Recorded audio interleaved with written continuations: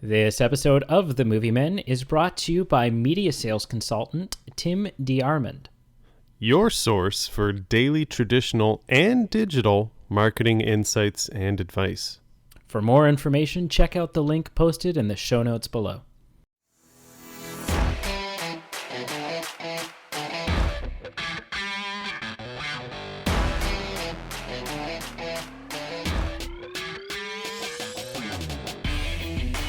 Well, I mean,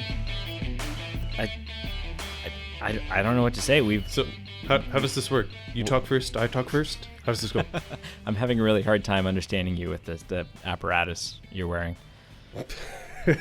Hello, and welcome to something incredibly monumental, something huge, something world-changing. Yeah, Taco Tuesday. Taco Tuesday. Yeah. And Star Wars. Yeah, that's right. Sunday. Yeah. Tuesday. It's Tuesday. Every day. It is Tuesday. Yeah. It's weird. We're uploading on a Tuesday today. Mm-hmm. We're also the last podcast that you'll be listening to this decade. My goodness. Wow. It was a fun decade. Yeah. For the podcast. For the podcast. Yeah. We had been through a lot. The podcast only took up 6 months. Yeah. 5% 7% of the decade. Yeah. Not a lot. But we got that going for us. It was good. Yeah. Holy Pete, people. Not only is it the end of the decade for the Movie Men podcast, but it is also the end of our Star Wars miniseries, which... I can't believe, Yeah. Which coincidentally also means that we're reviewing The Rise of Skywalker. Yeah. Whoa. So before we say anything else. Sure. Let's just say that there aren't enough Imperial credits in the galaxy to... I don't know where I'm going with this. Yeah, where are you going? Spoilers. We're going to talk a lot about spoilers. I was on the train with you. Yeah. Then you took the train to somewhere. I wanted to be clever with it, and it wasn't headed that direction. Yeah, spoilers. We are the gloves are off. More spoilers than a mid-2000s Fast and Furious movie. This film is going to be more spoiled than 3-year-old milk. Yummy. Yeah. So yeah, if you haven't seen, and you know what, normally I would say, if you haven't seen the film, sure, and you care about spoilers, sure, click away. Yeah. Come back. Seems logical. Come back. Yeah. If you haven't seen the film and you're not worried about spoilers, welcome. I'm not going to say that this time. What are you going to say? I mean, I did just say it, but I'm going to contradict that. Okay. I'm going to say, if you have not seen this film, don't listen to this podcast For yet. sure. Yeah. If you haven't seen the film and you don't care about spoilers, this episode's not for you. Right. This is not going to be an episode. We're going to get so Star Warsy up in this. We're not going to go on tangents Schism. about Gone with the Wind or anything. This is This is Star Wars. pure. So yeah, click away, mofo, because it's this is just not. And the rest of you buckle up. Yeah, strap in. Let's just do this. Punch it, Chewie. Let's just okay. Yeah. The only beginning I want to say. Sure. I went into this film. Sure. With impossibly high expectations. Sure. And you're not alone. I'm sure a lot of people did. Yeah. Yeah. I went into this film basically impossible to please. Wow. And then I watched the movie. Okay. And I'm so happy. Yeah. I'm so happy. This film had such an astronomical job. Yeah. And it didn't execute it flawlessly, and we'll talk about the flaws. Sure. And maybe Pete's flaw. So Pete and I, aside from, what'd you think? Yeah. Aside from that, yeah, I don't know what Pete's issues with the film are. I don't know what his favorite moments are. Yeah. He doesn't know mine. Yeah. So we like our flaws could be different flaws. Very much so. So it's not a flawless movie. No. But Yep. considering this is the film that is wrapping up a series Yeah. that I have been a die-hard fan of Yes. for most of my life. Right. I would say, quick math, 85 to 90% of my life, I have liked Star Wars. Like, this isn't just the last couple years you've jumped on. Like, this is, yeah. Close to 3 decades. Right. Yeah. Yeah. Considering all that, Like, this movie, yeah. I'm very satisfied with how this ended. Which says a lot Which for is you. huge. Because, yeah. I was so scared about not like Right. sitting in the theater waiting for the opening crawl was stressful. It was the same. It felt like I was, but I get what you're but saying. it felt like handing in a massive. It felt like Right. I hope I enough. hope I studied enough. Right. Well, not even that. Just like I hope this is done properly. I hope this is the right thing. I hope this isn't a fail. Sure. Yeah. Yeah. I'm basically in the same boat. I think I've come to know a little bit. I've learned a lot in these last 9 weeks or more than that, that we reviewed all these movies. Right. And essentially, I feel like people need to get off the bandwagon or soapbox of the original trilogy is the only trilogy. The prequels are crap. The new ones are crap. I love Star Wars, Yeah. but I don't like the prequels. Just and like I don't like the Blu-ray special editions, and I especially don't like the sequel trilogy. And it's like, well, no. Then you don't like Star Wars. yeah, like I'm okay if you have a preference over movies over the other, or that the original trilogy you prefer more than the others. That's not what I'm saying. I think every single movie has flaws in this series, and Except The Last Airbender. no, sorry, I'm talking That about film all is Star Wars. amazing. Just Star Wars. I know. Have you seen The Last Airbender? No. Okay, so then that joke was lost on you, but it's like universally hated. Oh, It's the an M. Night awful- Shyamalan yeah. movie? I paid money to see the it in Avatar. theaters. I saw it in the Oh. drive-in, Heaven help and you. it was like the third or fourth film of one of the Oh. all-night, like Did you movie leave? features. No, but I definitely slept through most of it. Good. Yeah, it was But, not good. but my point is, all these movies have flaws. So did this one. But this one, like, it holds a candle to all the others. Like, there was nothing horribly wrong with it. I walked out and I enjoyed it. And I'm interested in your thought on this. I had a conversation with one of the people I saw it with, and it was the type of thing we would talk about it for days later. Like, this is a family member, so he'd come out of, like, the kitchen, he was doing something, and he'd be like, you know, when I was chopping carrots, I was thinking a little bit more about this, and I think this is what happened in that scene. I'd be like, interesting, maybe. And by the end of like 2 or 3 days after we saw it, he literally said, I think this might be my favorite of all the 9 Star Wars movies.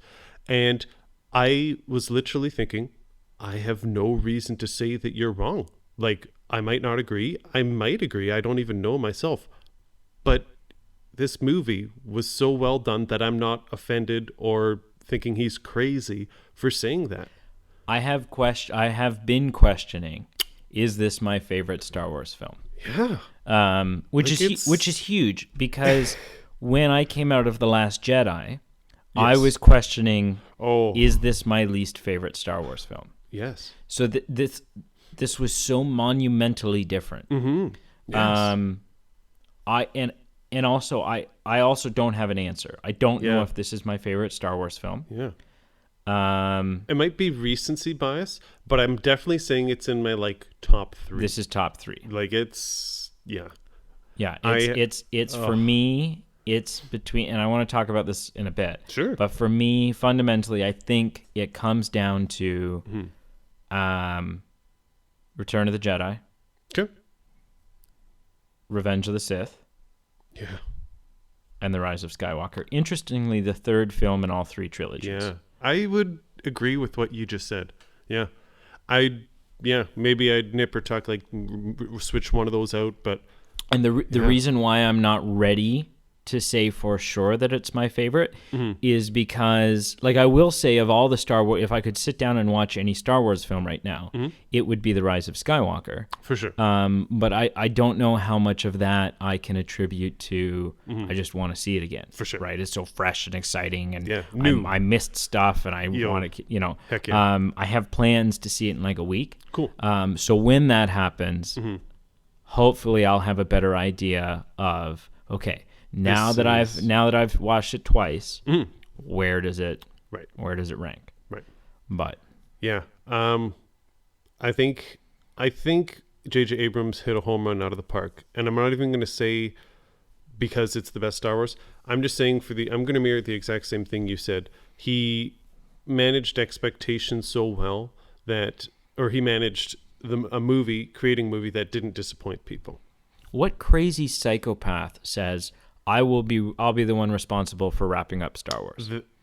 Honestly, like that guy. Yeah, honestly, I like don't know. even like the same crazy psychopath that said I'll reboot it after 10 years or something. Right? Exactly. How should we tackle this? Like, should we just talk more generally, or get into it? Let's talk about a couple of attributes. Sure. Number one, this film, this is like, these aren't necessarily positive or negative. These are just things about the film. Sure. This film moves at a breakneck speed. It's so fast-paced. Oh, yes. Which we don't dwell on anything. No. There's no, well, okay, now let's unpack this. Yep. Let's talk about it a little more. No, it's like, don't particularly like this scene. That's fine. In 3 minutes, we're on to something completely different. We're headed to a new planet. And it's from the beginning. Like, I'm using this as a metaphor, but there's no droids wandering in the desert beginning and then we ramp up. Like, it's literally Kylo Ren in battle. Kylo Ren answering a lot of the questions we had about, like, there's that teaser trailer with the Emperor. Like, right away that happens. Like, all these things, it's like opening roll is done. Boom, boom, boom. Which made me so happy because... So this is something we haven't ever discussed in the 9 Star Wars episodes we've done. Palpatine is my favorite character. Yeah, there's some merit to that point. Specifically as the Emperor. Specifically when he's like, right. Yeah. Sheev Palpatine himself is cool. Sure. But Darth Sidious, just, Yeah, it's very individual. Take your weapon, strike me down. Like that, he's and so I love that J.J. Abrams brought him back. Right. Not only because I wanted to see more of him. Sure. But because what this film does is makes Darth Sidious the bad guy of Star Wars. It adds a continuity not to the villain for the original trilogy and the prequels. No. But the villain behind everything. All of it. Like, it adds a continuity that connects, like you're saying, literally 1 through 9. Even like, it's though, not individual stories. It's one whole story. Yes. So even though we don't see him in A New Hope. Right. We don't see him in Force Awakens. Right. And we don't see him in The Last Jedi. Yep.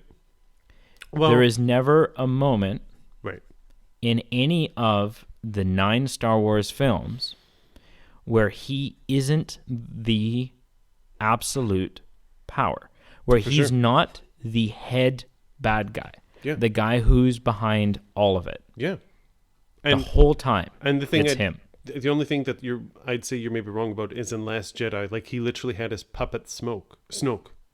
Right? Because well, yeah, and we see Snoke through a hologram in Force Awakens as well, but we don't see Palpatine in the flesh. Right. But we see his extended hand, so to speak. For sure, yeah. And so that's mind blowing to me. I think that's so cool. But as my favorite character, I was terrified that we were going to see him for like 15 minutes at the end of the film. Right. That they were going to Luke Skywalker us and show us him right at the end. And we're going to, where's the Emperor? Where's the Emperor? He's in the first 5 minutes of this film. That's true. That was not only from a pace point of view, just from a story enjoyment point of view. Yes, that was the right move.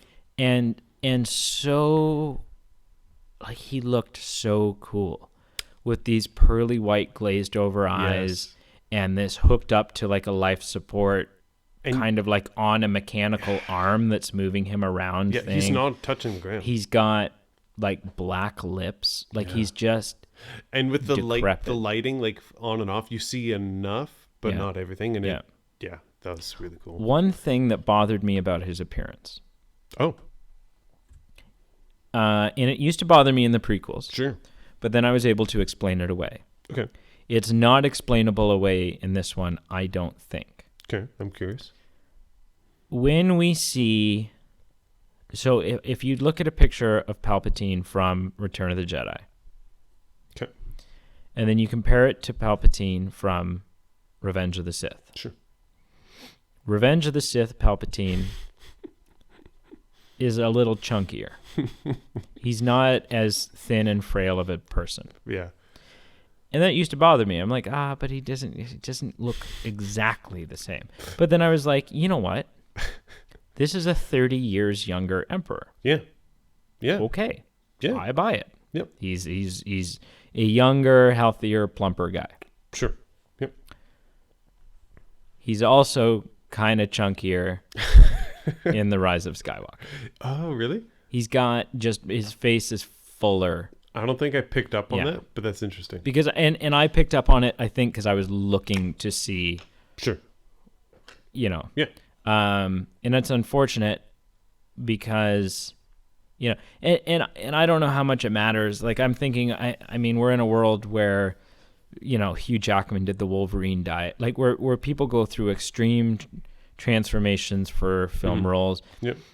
And you know, it's something that stood out to me, but it didn't, like I got over it real quick. Oh, for sure. I was like, oh, okay, whatever. Yeah. I was just so happy to see him. And any scene, because then there's a big chunk. Right. There's like a little over an hour where we don't see him from that initial thing. It's a while before we get back to seeing him again. Right. Yeah. And I was like, come on, like show me the Emperor. I want to, you know, because we're learning things about him. He is inside of him. So this film's got questions that it makes us ask that it doesn't answer. For sure. How and why is the life force from all previous Sith inside of him? Yeah. And all of those black hooded figures, are those supposed to be all the previous Sith? I don't know. I don't think so. That wasn't how I interpreted it.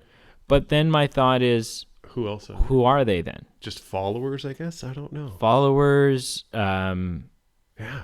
I don't know. Were those to Palpatine what demons are to the devil? I guess. Right? Like I think that's kind of, I wasn't asking that question while I was in the theater. No. But that was the vibe that I, Yeah.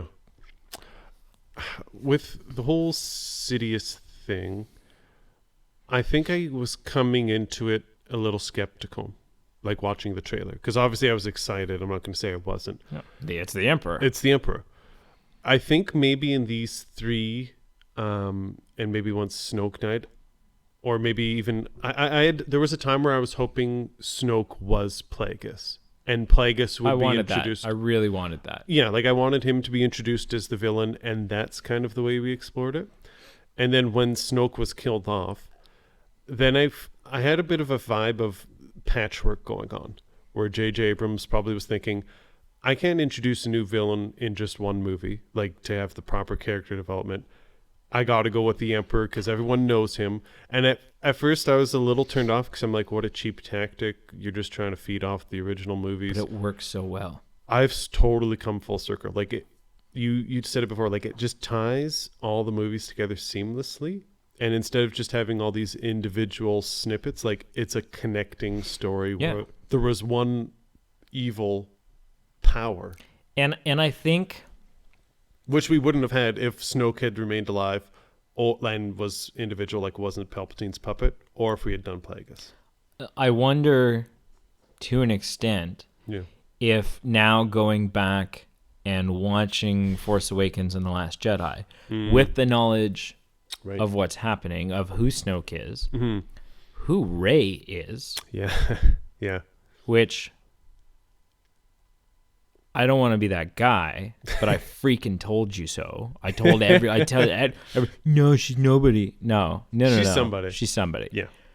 Not the somebody I ever thought she would be. No. Caught me stupid off guard. Yeah. We all were which thinking... was amazing. Yeah. Because I was like, oh, it's just going to be, you know, it's going to... What was it? There was a film that did that where... No, it was a video game series. Oh, okay. It was a video game series where it was the like third in the series, and they're like, oh, we've got this. It was a Batman game. Oh, cool. And they're like, oh, we're introducing this new character, and it was super mysterious. Everyone's like, who is him? Who is him? Who is he? Who is it? Who is him? And then people were forming theories. Sure. Right off the bat, people formed the right theory. And the company denied it like mad. They're like, no, that's not who it is. And then we played the game, and it turns out that's exactly who it is. But it was like, shit, they figured it. Like, right? Right. I'm sure there are thousands of people whose theory was that she's Palpatine's granddaughter. Yeah, not mine. But not mine. Yeah. So that, for me, that reveal worked perfect. It was. I was like, that's amazing. Yeah. Coming off of Rey and going back to Palpatine. Sure. Which, I mean, I guess is Rey. Spoilers. Well, yeah. Can I ask a side question? Yeah.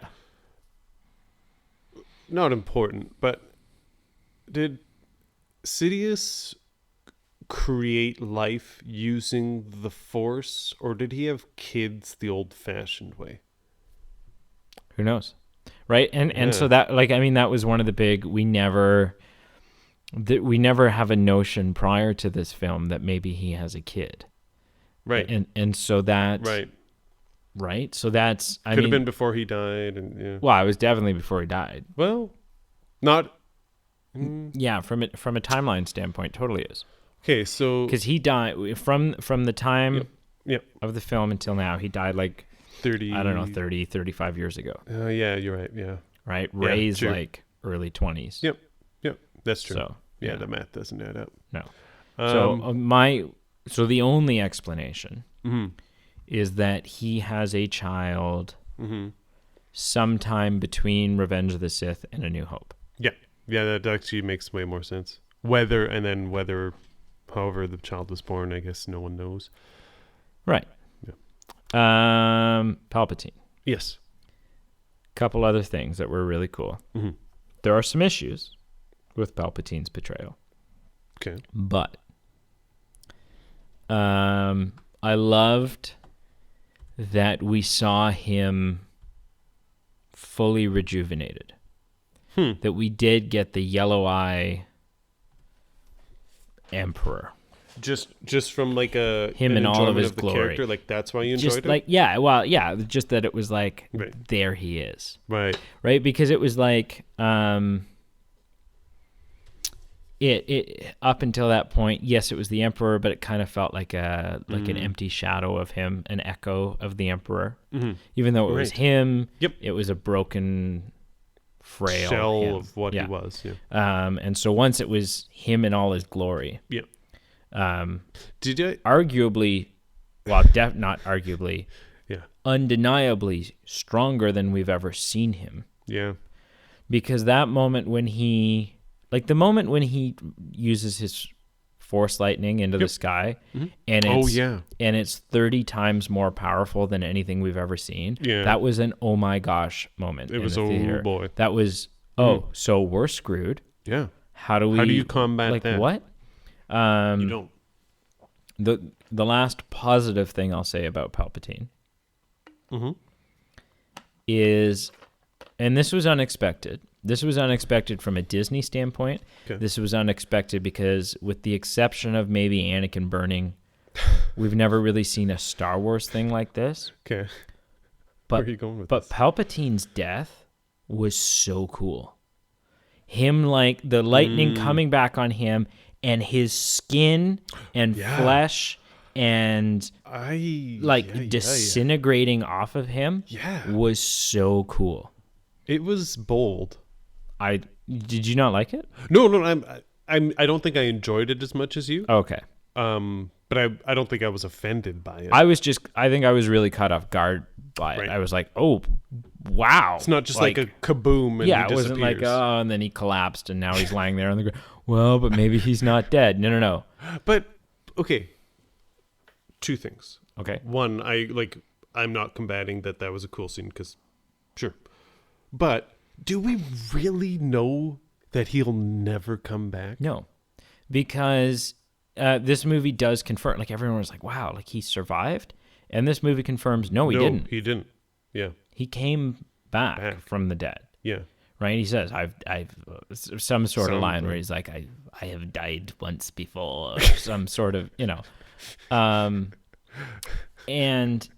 his explanation, because everyone's like, well, how did he come back? How did he come back? Mm-hmm. I think the way this film dealt with that question was perfect. Okay.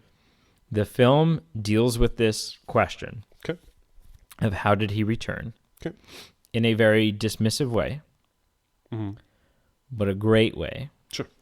By having him recite his line from Revenge of the Sith. Yeah. Where he says, Yeah. the dark side of the Force is a pathway to many abilities that some consider to be unnatural. Right? Which is a line that he says in Revenge of the Sith when he's talking about the Sith's ability at the space to opera. potentially cheat death. Yeah. Done. Yeah. Right? And you go, okay, I don't need any more details. Yeah.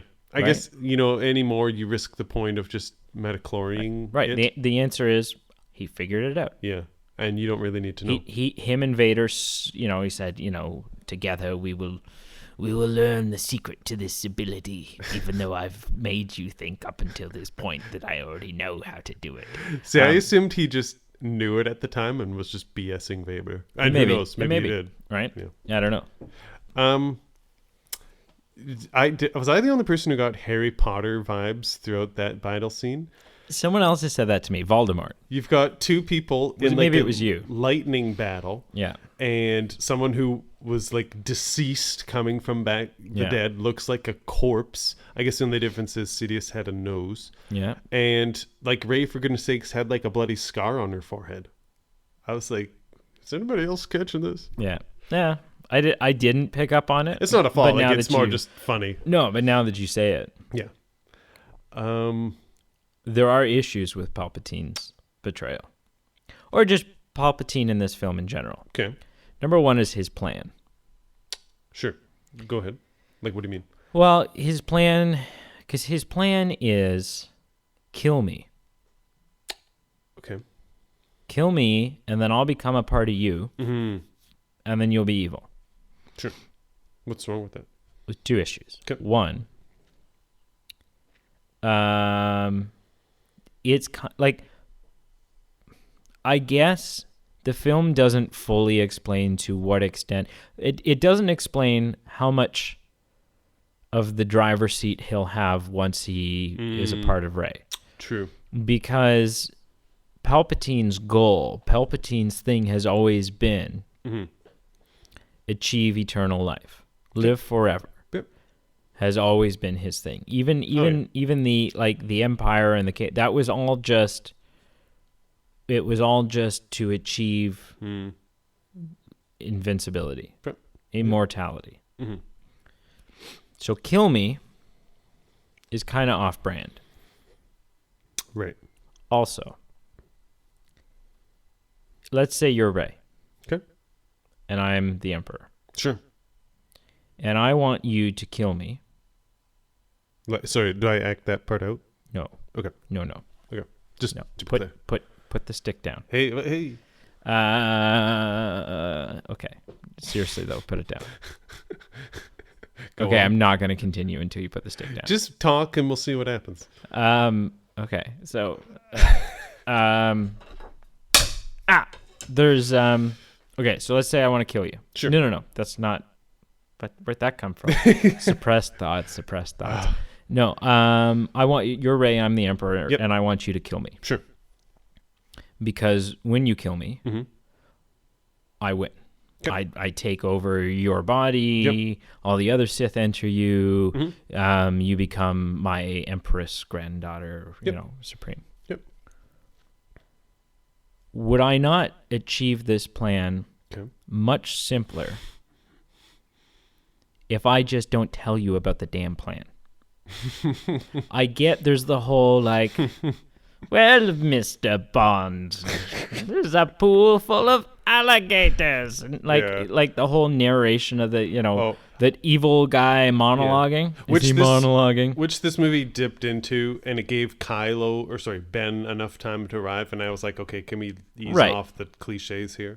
But But if Rey doesn't know that killing him is gonna cause him to win, mm-hmm. like her goal up until finding that out was to kill him. is to kill him. Right. And then he says, I see know. what you're I saying. see that your goal is to kill me.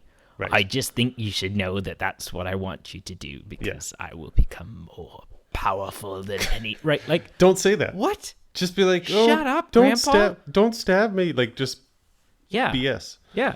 Okay. Idiot. I agree with that part. Like, he over monologued that and probably blew his chances when he literally had to do nothing. Like, he had, something that is cool. So, do you have a problem with the fact that he would take over her if that occurred? Like, No. you're okay with that? I don't. Can you just stop throwing things around, Yeah, please? sorry, I need to stop doing that. I don't. I mean, I don't fully understand it. No, It's not like this is something new that they're introducing. It's not like, okay, well, yes, well, let me tell you why his body would, Right. because in comic book 370, no. This is like, oh, okay, that will happen. But I don't have an issue with it. I didn't go, oh, come on, really? That's going to happen? I was like, oh, gosh, like, that's a predicament. So you think it's new? I think it's pretty new. So the same individual, this guy should really start a movie podcast. The same guy that one of the people I saw this movie with, he came back from the kitchen a different day after chopping carrots and was like, another thought. In Return of the Jedi, when Sidious tells Luke to strike him down, maybe the same principle would have been in effect, where if he had struck the Emperor down, he would have possessed Luke. And that's why Darth Vader pulled out his saber to block the Emperor, whereby saving his son from being possessed. Because I've always thought it was weird. Like, why are you protecting the Emperor? He's a grown-ass man. He can take care of himself, Vader. I think that this is a circumstance where that's a total coincidence, but Maybe. works. Right. It makes sense. Yeah. And who knows? Who knows, right? Take your weapon, strike me down, and your journey towards the dark side will be complete. Right? Like, so that, Right. okay. Yeah. Like, I can buy that. The other thing that it kind of makes sense, like the Sith, for the most part, there are some exceptions. Sure. For the most part, the Sith die by the hands of other Sith. Oh. Most of the time, Okay. an apprentice Yep.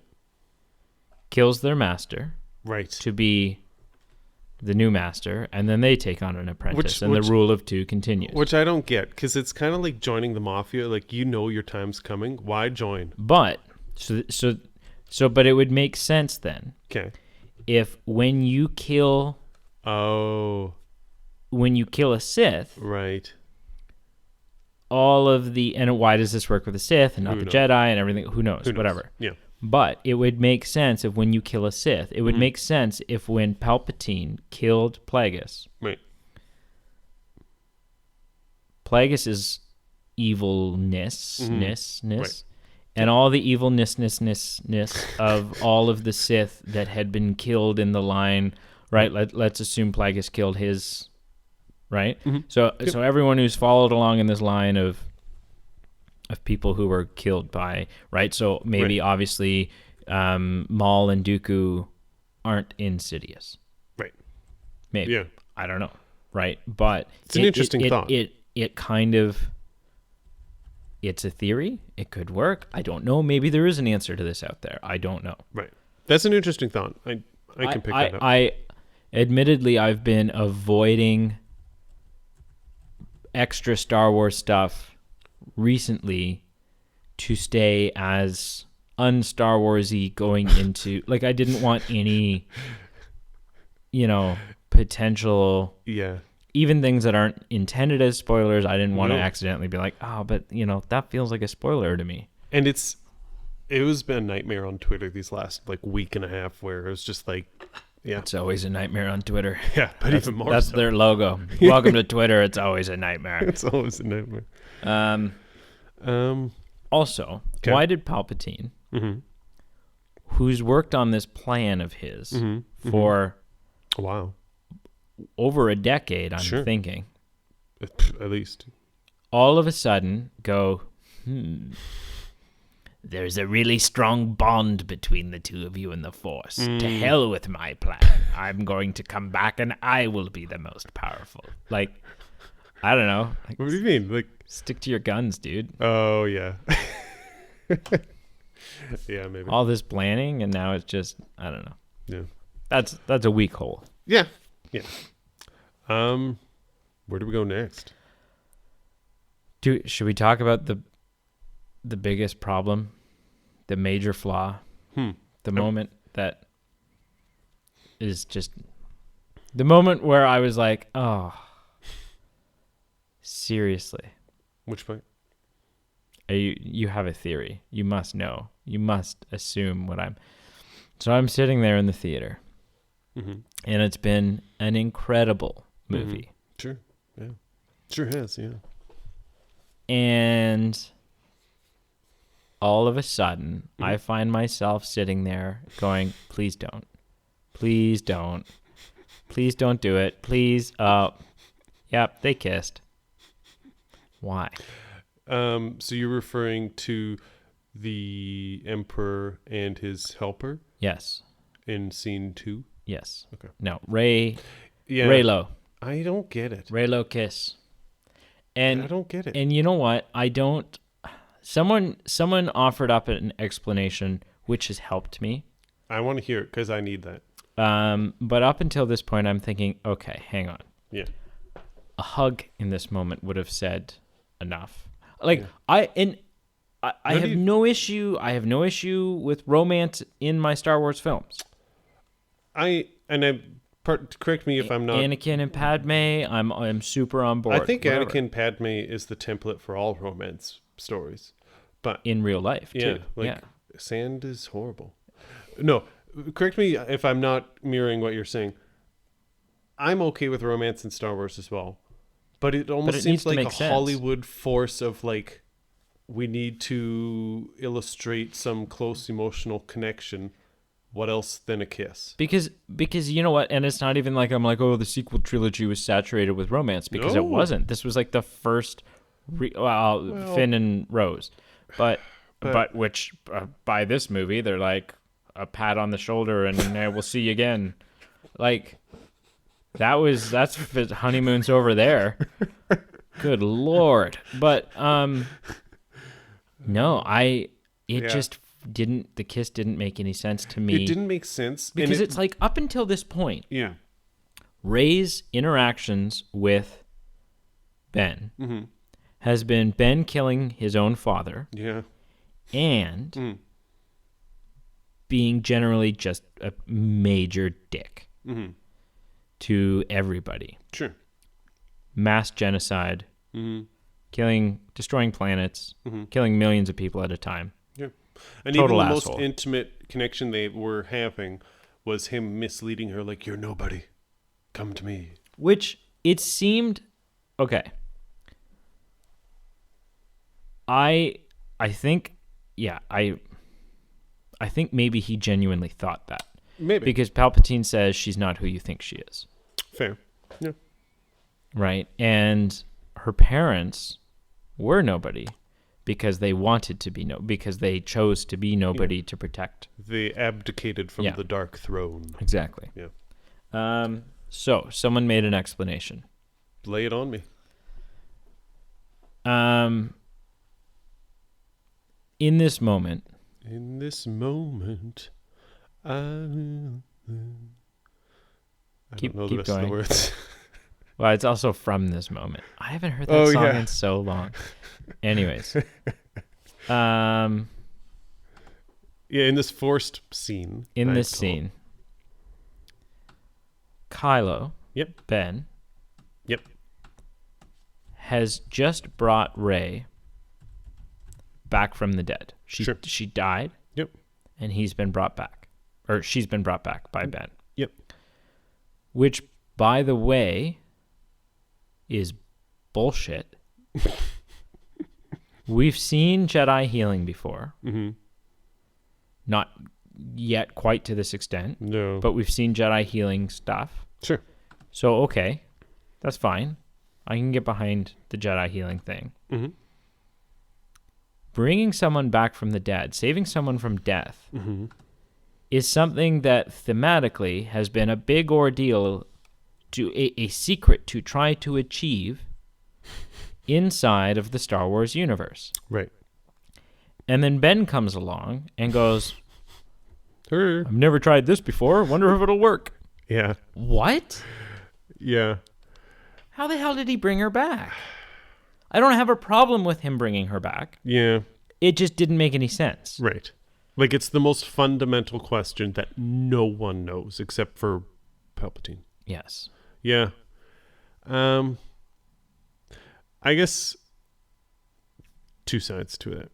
I guess I have a problem with it from a story point of view, just because I would have been fine and actually would have found it a little less cliche if he had fallen into the abyss, died, Rey had died while Palpatine had died. So like a total wiping of the slate where kill all our heroes. Kill all our heroes. There is balance in the Force. Everything's true. Good guys are gone. Bad guys are gone. Good guys are going back. Bad guys are gone. It's just a bunch of porgs and Ewoks. So that's how I feel about 80%. 20%, and I don't think this was the intention. It's just like something someone wrote on the internet, and I'm like, kind of cool. 20% of me appreciates, okay, Ben was able to do what Vader couldn't. Like, he brought someone he, I guess, cared about. I don't know. He brought someone back to life anyway. Wasn't his wife or anything. And in that way, he did finish what Vader, all these leading up to this, he was always talking to Vader's helmet like, I will finish what you started. I will finish what I will complete what you've started. Yeah. Grandfather. So there's something poetic to, okay, he kind of did in a way. And that's it cool. was for... I hadn't seen it that way. And that's not my own thought. That's something I read on the internet. But, I mean... You're full of those. You're full of like... I was listening to a guy. What do you think? Hey, he's a source. He wants to remain anonymous. But I'm pretty much in agreement. I think that scene, just two things. The kiss is so forced. I just hang on. But I think the kiss can make sense. But continue. Okay, and that's it. Like, just the kiss. I was okay with it. Just totally stare at each other and have an understanding, and I was fine with it. And then they kissed. I'm like, please. And just... it was a little silly how he just knows how to save her, resurrect her, and I think it could have been cooler otherwise. But I want to hear this theory because it's bothering me. So possible explanation that kind of makes the kiss make sense. Sure. He's just brought her back from the dead. Okay. It's not unheard of in movies and in real life to kiss dead people. That too. That... once, like that in a moment of extreme emotion or intensity or whatever, that people share an unromantic kiss. Yeah. Let's say there's a horrific, you're in a horrific car crash with someone and it explodes and you barely climb out with your whatever and you're both alive and sometimes and it's not like I have feelings for you, I want this to be a thing. Yeah. It's and I don't know, like it's a part of the human psyche Sure. that sometimes, rarer, but sometimes, in a fit of adrenaline, Right. we kiss the person who we've, like, a kiss is like a hug isn't always romantic. Right. So maybe a kiss doesn't need to be either. Right. Now this wasn't a peck. Like, they kissed. But again, look at the circumstances. I don't know. I think it was probably intended as a romantic thing. Yeah. Oh, which for sure. is dumb. Yeah. And just doesn't, not dumb because it's a romantic thing, but just dumb because it being a romantic thing doesn't really make sense. Right. Like, with that much time in the movie, what are you doing? Right. But I can I can watch it again and be satisfied applying the explanation that we defeated the 10 million to 1 odds. Yeah. Of this 60-year-old overarching nightmare. Yeah, we've both survived. Yeah. We did it. The Emperor is dead. We've saved the galaxy. You brought me back I'm alive. Yeah. Kiss me. Yeah. I get it. I don't have any argument with the logic in that. It just doesn't. I just would have preferred that it didn't happen. I would prefer it too. 100%. I think a hug and some tears and whatever. Yeah. Yeah.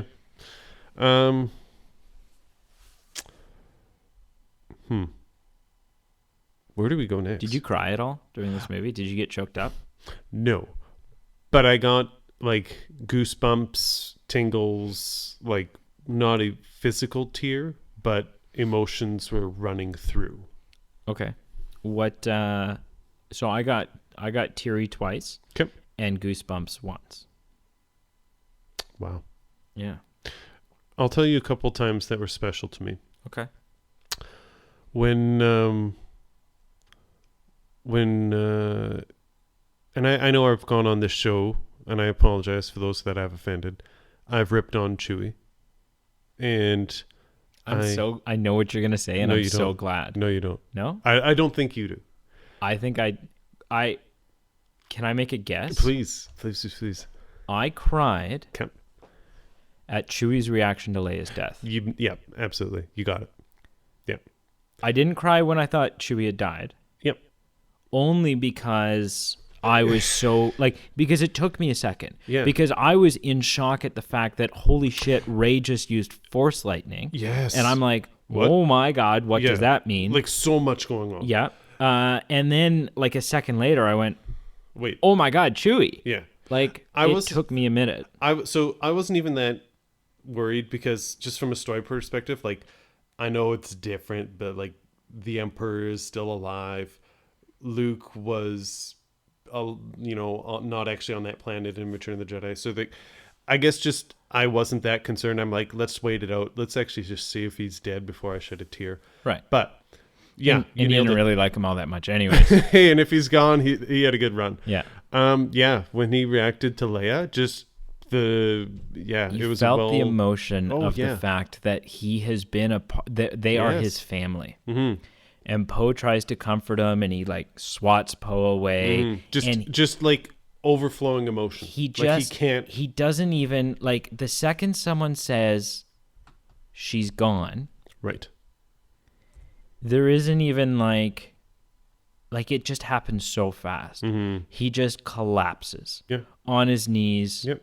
Screaming, wailing, crying. Yeah. And I was like, oh my God, Chewie. For someone... You just lost Han. Yeah. Oh, yeah. Ben, who, because of your connection with them, was probably like a nephew to you, is, Johnny Jackass on the wrong side of that, right? Yeah. I was a wreck. For someone who I kind of find Chewie annoying, I was like, wow. Good job. That is one of the best moments of this movie. Yeah. And the other, I'm assuming you're it's a scene from the trailer. I'm assuming you're... No, there's not. That made me cry wasn't the other one. Oh. No. But the C-3PO, like the use of his binary character of just moments of, you didn't say my name, but I'm quite all right. And then... That was hilarious. That was so funny. The theater... Yeah. burst into laughter when that happened. So like just as usual, his binary, like sometimes he's just droning on endlessly to the I just want to take a last second to look at my friends, and I was like, oh boy, this is the best use of C-3PO in any Star Wars film. Again, like people this saying is his film. Again, I can't argue with you. Like just like I can't say if you said this is my favorite Star Wars, I'd be like fair.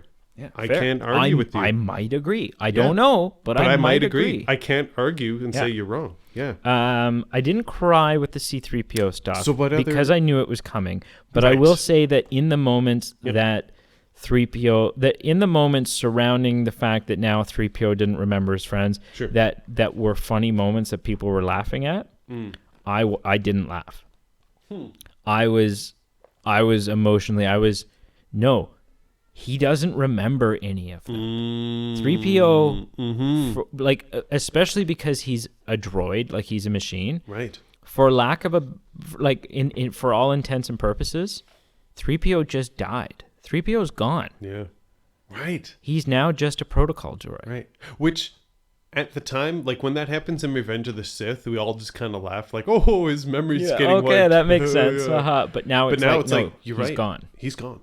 Yeah. No, that was tough. Yeah. The other moment that made me cry was Luke and Leia's Force ghosts appearing at the Moisture Farm. Interesting. I just, Luke wouldn't have done it, and I don't think Leia alone would have done it, but the two of them. Yeah. And the only thing that could have set that moment one step higher would have been if Anakin had appeared beside them. Which would have pissed a lot of people off. It would have been very divisive. I'm assuming Hayden Christian Anakin. Yeah, because he is in this film. Yeah. You know that, right? His voice. Yes. Yeah. Along with Samuel L. Jackson, Qui-Gon. Liam Neeson. Yeah. Both Obi-Wans. Yep. Alec Guinness and Ewan McGregor. Yeah. But I think that would have been, our family is together. We're for the first time ever, a father and his two children are united. Because Leia never gets to see that. Leia never gets to see redeemed Anakin. Leia never gets to know her father, ever. Luke briefly does. Luke has For this, tell moments. your sister you were right. Yeah. Right, but I think that would have been really cool. Yeah. And I'm not upset that I didn't get it. Yep. But going into it, I did want to see Hayden Christensen appear as a Force ghost. Heck yes. Either that, and I think maybe this film was too late to do it. In The Last Jedi, I really wanted Ewan McGregor to appear to Luke as Obi-Wan. To be honest, I'm a cheap, there's a cheap drunk. I'm a cheap Star Wars drunk, whatever that means. So most of this film is fan service. Sure. And it serviced me as a fan so well. But just on the topic of Force Ghosts, if in the previous two, I agree, this one it probably wouldn't have worked. If there was, I'm talking even a Mace Windu Force Ghost visit, a Qui-Gon Which wouldn't make any sense. It wouldn't make any sense. I would have taken it up. I would have been like, give me more. Qui-Gon Force Ghost. This is maybe the most crass thing I've ever said on this show. Sure. If in the Obi-Wan series, if Liam Neeson appears to Obi-Wan, oh boy, I will have to change my pants. and who knows why? Who knows what who knows what will have soiled them? But yeah, that'll be something. It will be amazing. Yeah. Especially if, and I really so bad now. So bad. Yep. We talked about this in a previous episode. My theory, which I'm claiming this one. Normally I'm like, I heard this online. I heard what. No. This is my theory. Yep. I so desperately want Mace Windu to be the antagonist of the Obi-Wan series. Oh, yeah. you've mentioned this. I would be so down. So good. Yeah. Anyways. That's an interesting point and something I can't comment on because I want to think about it more. But there is something to. There are different ways that scene could have gone with less or more Force ghosts, and I'm content with the way it was. But So am I. And I get that. But just in my mind, like, you know, when like you're kind of putting chess pieces on a board and you're like, what would this look like? What would this look like? I'm literally like switching in and out what the different options would be. Right. Like there's too many cooks in the kitchen if you have like literally every Force Jedi looking onto her, because she did feed into them when they were all like rise. So you could go that route. That's obviously not the right route. But there are, like even Anakin. Yeah. But yeah, it was a fine scene. Yeah. Yeah. Oh, absolutely. And of note, Yep. the last word, I believe, that was spoken in the Skywalker saga was Skywalker. Yeah. Which I didn't know how I felt at first about that. I thought, like, okay, so when they show us the moisture farm, Yes. when I'm like, holy shit, Tatooine. Mm-hmm. Yeah. Holy shit, the moisture farm. Like this is, and you see it and it's like, okay, nobody else is living there. The sand is like blown into it and stuff like that. Bruce's corpses somewhere. Yeah, like Brew and Owen's skeletons are still kind of smoldering out in the, which was a hot action figure, I tell you that. Yeah. Just burnt little crisp skeletons. Dear God. I would have bought that. Oh, totally. I'm not even joking. I think there was. I think it's fake. Oh. I've seen the image online and I think it's fake, but I wish it wasn't. Yeah. Back on so that was Tatooine. really exciting. I didn't fully. I got what they were trying to do with Rey burying the sabers. I don't know if it did it for me. It didn't really work for me. No, I was like, why? Why? What are you doing? Stupid. Yeah. Like maybe take Luke's the Skywalker saber. Yeah. And maybe lay that to rest with Ben. Sure. Makes sense. He was the last Skywalker. Yeah. Keep Leia's. Right. She trained you. Yeah. You were the spiritual successor of that lightsaber. Right. Now, the lightsaber reveal that we do get, oh my god, oh my god, oh my god, and we'll talk about what Rey's yellow lightsaber means. Mm-hmm. But when I first saw it, I thought her saying Skywalker was cheesy. When there's like, what is your given last name, family name? And she's like, I mean, thank goodness for the expositionally important nosy neighbor. yes. And who, like, where the hell does she live? Because there's nothing else for, anyways. Hasn't been much around here for a very long time. Listen, turn your music down. Yeah. I can hear it next door, you kid. Yeah, you street rat. If you're moving in here, I hope you're not going to have a lot of parties, right? But no, and so she's like, what is your last name? And Rey pauses for a second. She's going, okay, what are you? Windu, Kenobi. What do I, moving forward? Antilles. Fett has a good ring to it. Rey Fett. Yeah, Organa. That's kind of strange. Ooh, yeah. Ray the Hutt. I don't know. Like what? What do I want to do here? And she says Skywalker. Yeah. Ray the Hutt. And I was of the opinion. Yep. No, own Palpatine. Be the fact that you are Rey Palpatine, and that you are not, because the whole message of this movie is like, like who your family is not who you are, and you're able to break free and be you, and whatever. Sure. And so I was kind of like, this it's a cop out. You just gave the answer that you thought everyone wanted to hear. Yeah. However, someone proposed the notion that let me read it. Let me read this. Please. So Francois, whose podcast we plugged. Oh, he's the Quest for the Magi guy. Quest for the Magi, which is a dope podcast. Good. It's so well done, good. Entertaining, professional, just all around is cool. Check it out. He says on his Facebook. Okay. Spoilers ahead. Rey claiming the name. Yep. at the end Okay. means that we can all do the same. This moment crowned the movie for me, he says. I found it as powerful as Spider-Verse, whatever. We are all Skywalker. So just that, like, somewhat that, like, Skywalker has become a legacy, has become a mantle, has become, you know, that it kind of, you know, that any one of us can be Right. Skywalker, Right. can be the hero, can be, you know, and so Like hero or importance transcends lineage. yeah. And so that kind of, I still don't know, like, I don't think that changes my mind about it. Sure. But it's a perspective that I hadn't considered. Yeah. Fair. So, Yeah. you know, Yeah. I'm okay with that. Yeah. A moment that gave me goosebumps, Okay. Yeah. which is a bullshit moment. It doesn't make any sense. What? It doesn't work. Where? It's a major plot hole. Okay. But it was so visually stunning, and it, like, I, like, was vibrating Wow. when this That's happened. Weird. That's very weird. Yeah. But do you know what I mean? Yeah, I was yeah, like yeah, tingling. Yeah. Oh yeah. Yeah. Yeah. Was when Lando shows up with the rest of the Resistance fleet. Right. And it's literally like 8,000 ships. Yeah. Yeah. And all I could think in that moment is, oh, they're screwed. The bad guys are screwed.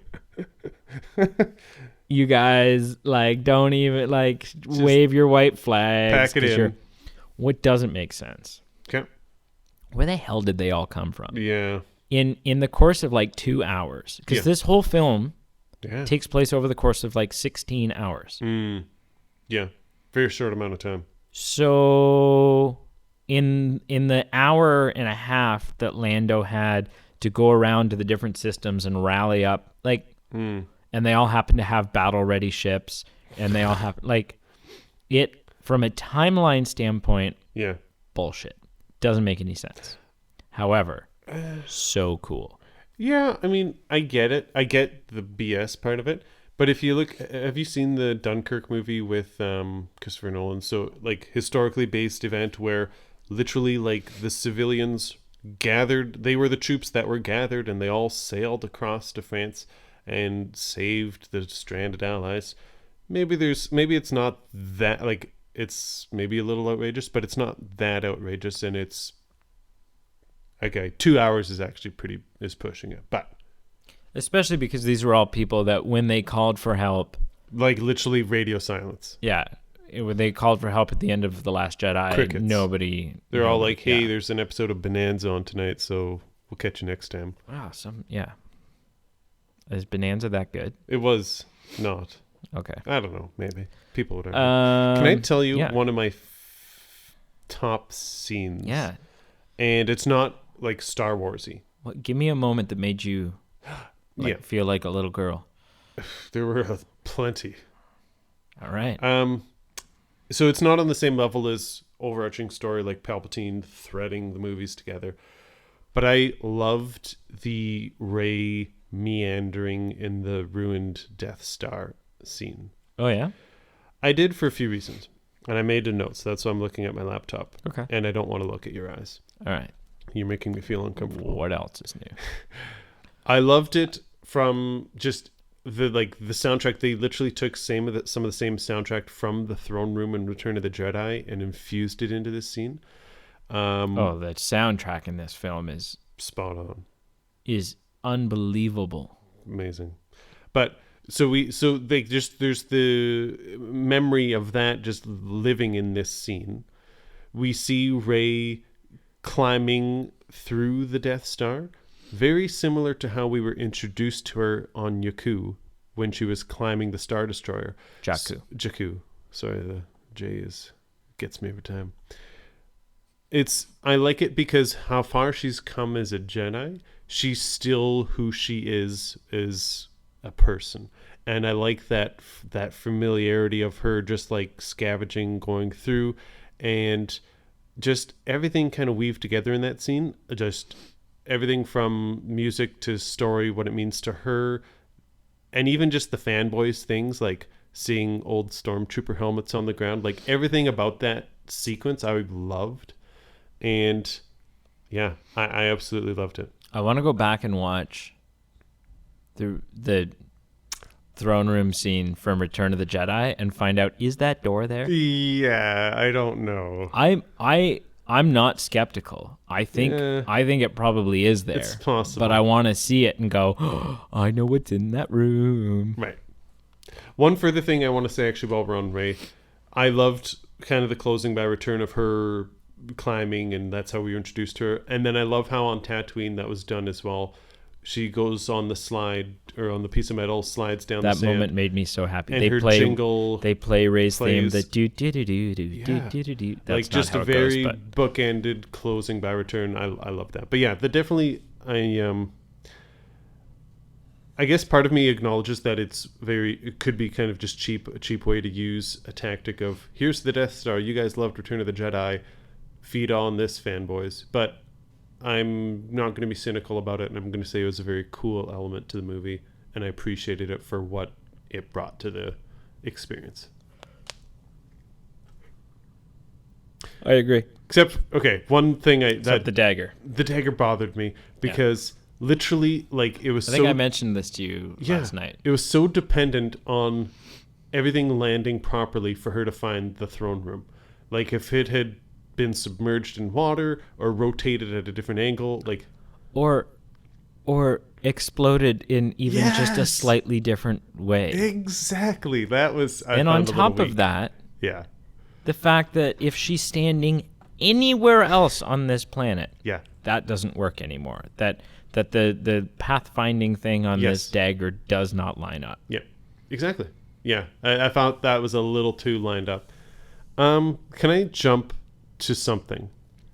I've got two open-ended questions for you. I'm going to do this one first. Open-ended. Open-ended meaning you want answers or you don't?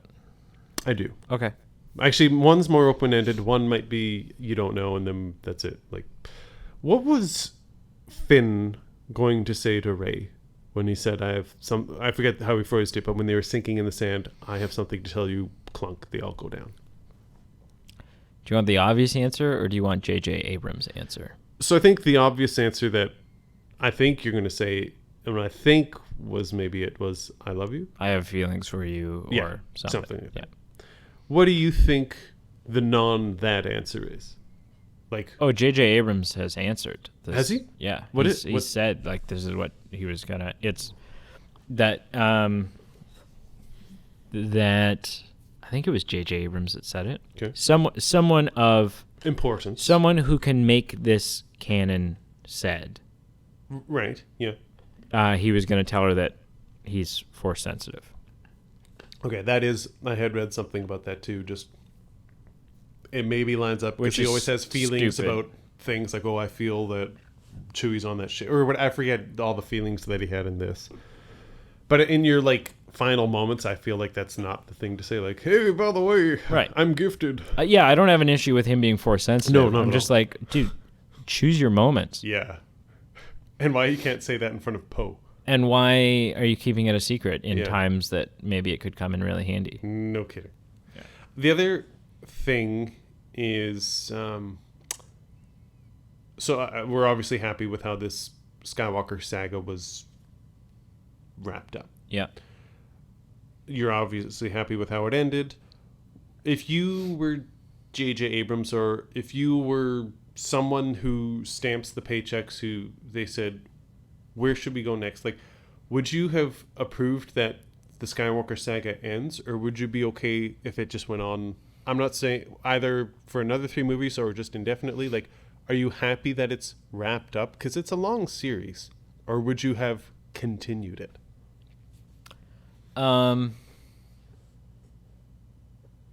As a fan, Sure. I didn't like the fact that it was ending. Okay. Yeah. We're going to get more Star Wars. Yeah, of course. And Kathleen Kennedy has said that Lucasfilm has no plans Okay. to abandon their new characters. Ooh. So we will more than likely get more Rey, Finn, and Poe. Cool. I can live with that. But Skywalker Saga is over. The Skywalker saga is This over. no longer has anything to do with the Skywalkers, Okay. which is going to be tricky, I think, because apparently the Skywalkers are like the thread that's sewn through the entire galaxy. Yeah. But I didn't want them to stop, but I like the conclusion so much that now don't wreck that. Right. Don't give me another one. Don't Toy Story 4 me. Just Right. leave it alone. Right. Yeah. You don't get a lot of these tingly things, even if the story's the same, or even if it's done on the same level, on the same caliber. We don't get all these emotional feelings if we know 3 years from now the next sequence of the next Star Wars Skywalker trilogy is coming up. So, There's but something magical that comes with a conclusion. so I've had several thoughts about this. Sure. Thought number one Okay. is, okay, let's say the next Star Wars film comes out. They start their next trilogy, Sure. which has been, anytime they've talked about future films, it does always seem to be in the form of trilogies. Okay. And let's say this trilogy centers around Rey. Mm-hmm.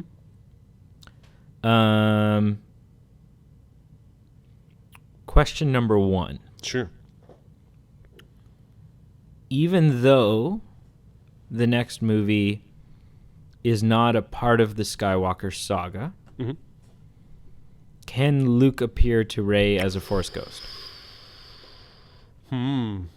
Or the second that there's any sort of Skywalker flavor in it, do you go, wow, that's just like, technically this is also a part, like, what is that threshold to which you can mention, Right. or even just mention? Because how do you move forward in a galaxy and not have people mention the fact about who the Skywalkers were and what happened and the Emperor and the Yeah, I don't know what the answer to that question is. Do you just cut it off cold turkey?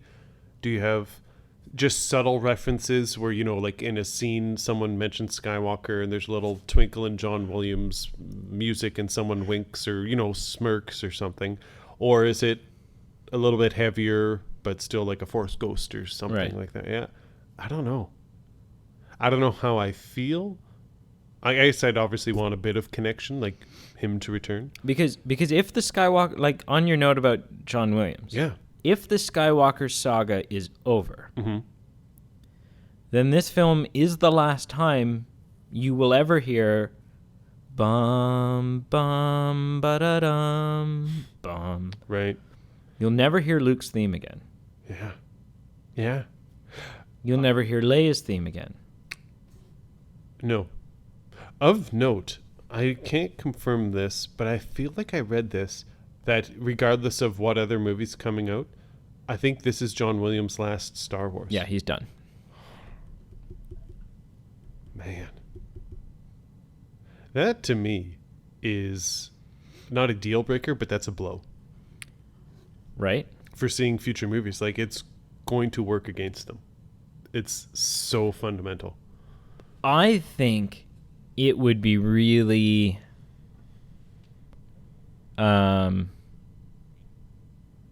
not that I don't want a lot more John Williams in my life, Sure.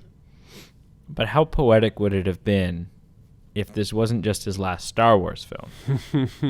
If he retired with finishing Star Wars. That'd be insane. It'd be really cool. That would be cool. Question number 2. Sure. The next film is not part of the Skywalker saga. Okay. But does that mean, like, is there any reason that it can't be Star Wars Episode 10? Because it hasn't been the Skywalker saga Episode 1. It's been Star Wars, Yeah. right? And so much like Okay. the MCU, Yeah. where this section of films Mm-hmm. was the Infinity Saga. Right. Now, moving forward, Mm-hmm. we're still making films just the same way that we did. We're titling them just the same way that we did, which Right. was not been like the MCU Episode 1, 2, 3. Sure. But, Yeah. Who's to say that we don't end up with Star Wars episodes 1 through 12, Mm-hmm. Yeah. 1 through 15, and that of the 15 Star Wars episodes, 1 through 9 is the Skywalker saga. Yeah. I guess it kind of comes down to what exactly the next movies entail. Because if it is, If it focuses around Rey, yeah. if it focuses around Rey and training new Jedi It and makes some sort of sense to new Sith threat and Yeah. whatever, it probably makes sense to continue in the numeration of that's episode 10. If it has nothing to do with them, I feel like, and even if it has to do with them, I feel like maybe leaning towards no, like they're their own, like the Skywalker sagas 1 through 9. Obviously, Han Solo, Rogue One, like those are not numbered, not part of the Skywalker. no, but saga. they also didn't come out linearly. No, yeah, no, right? I hear. So it never I hear. could be. But if it's Rey's story moving forward, Right. right? Yeah. I don't know. That's a good question. I would lean towards bring it on. Yeah. Give me episode 10. Give me episode 10. It's not a part of the Skywalker saga. We're not focusing around Yep. Luke and Leia and whoever else. Yep. Although, like, I don't know how, Mm-hmm. is she not Rey Skywalker now, kind of? Like, what, So if she's identifying as a Skywalker, then maybe she can't be in the next I movies. don't know, right? That's a good point. In which case, it's just a film about Poe and Finn, in which case, Yeah. Yeah. I love Poe and Finn in this film, But not as the only. but not as the Yeah. only. Or it's like Minions. Minions were great. Right. They gave us a Minion movie. No, thank you. Yeah. Yeah. Oh, yeah.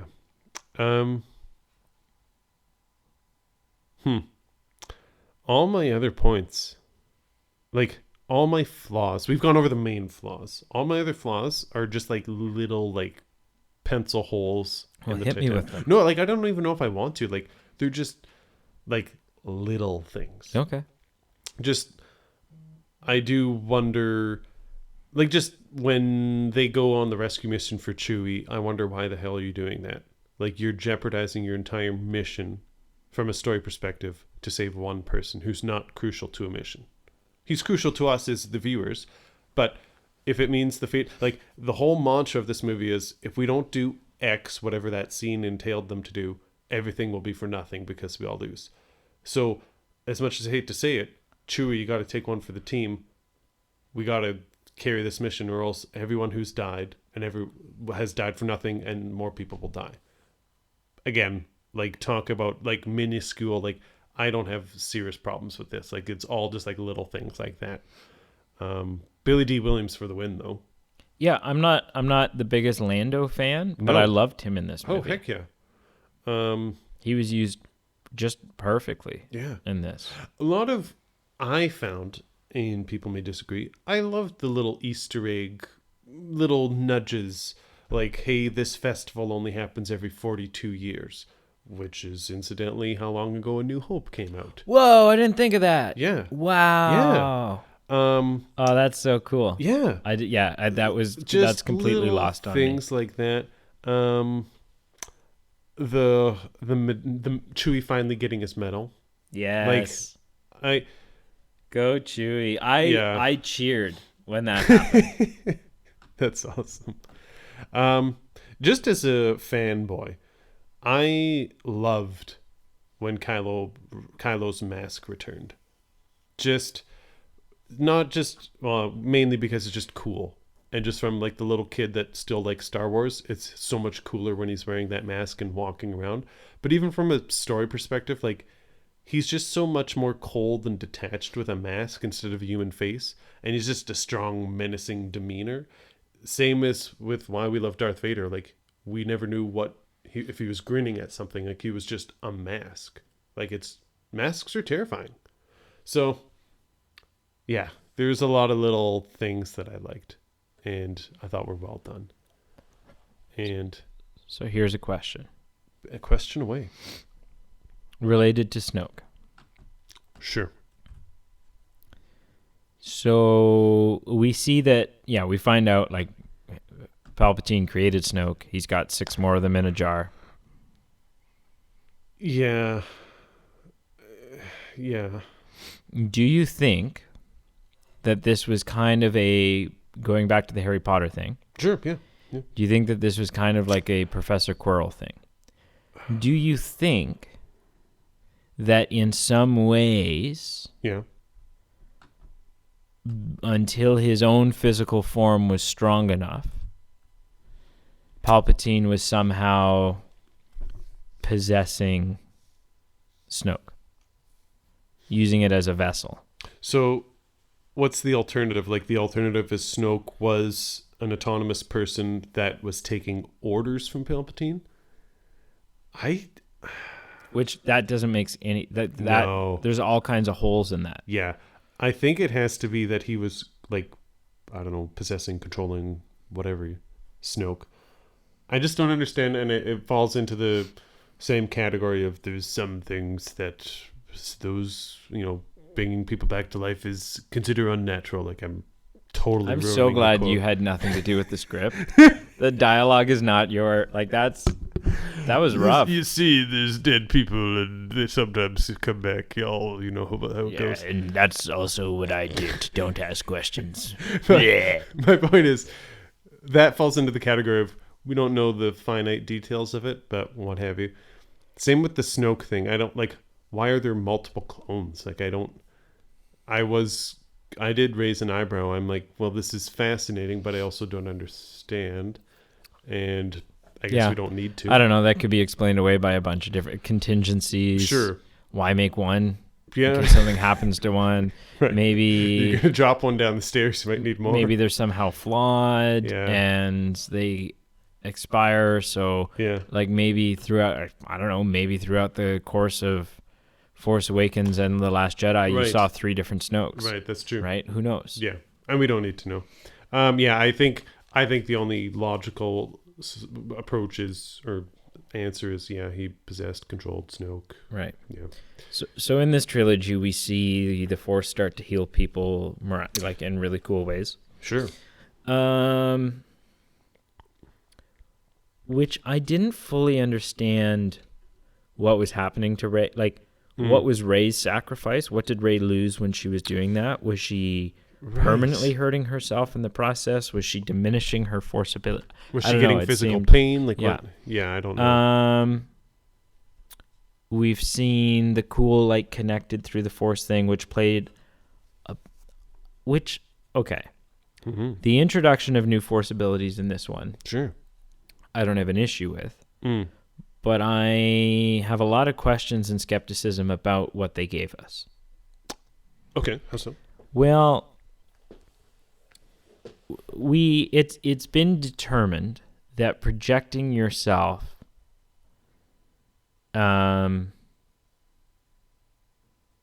is a really intense ability. Yeah, Luke killed Luke. Killed him. Yeah. And Luke was and this is canon. Okay. Yep.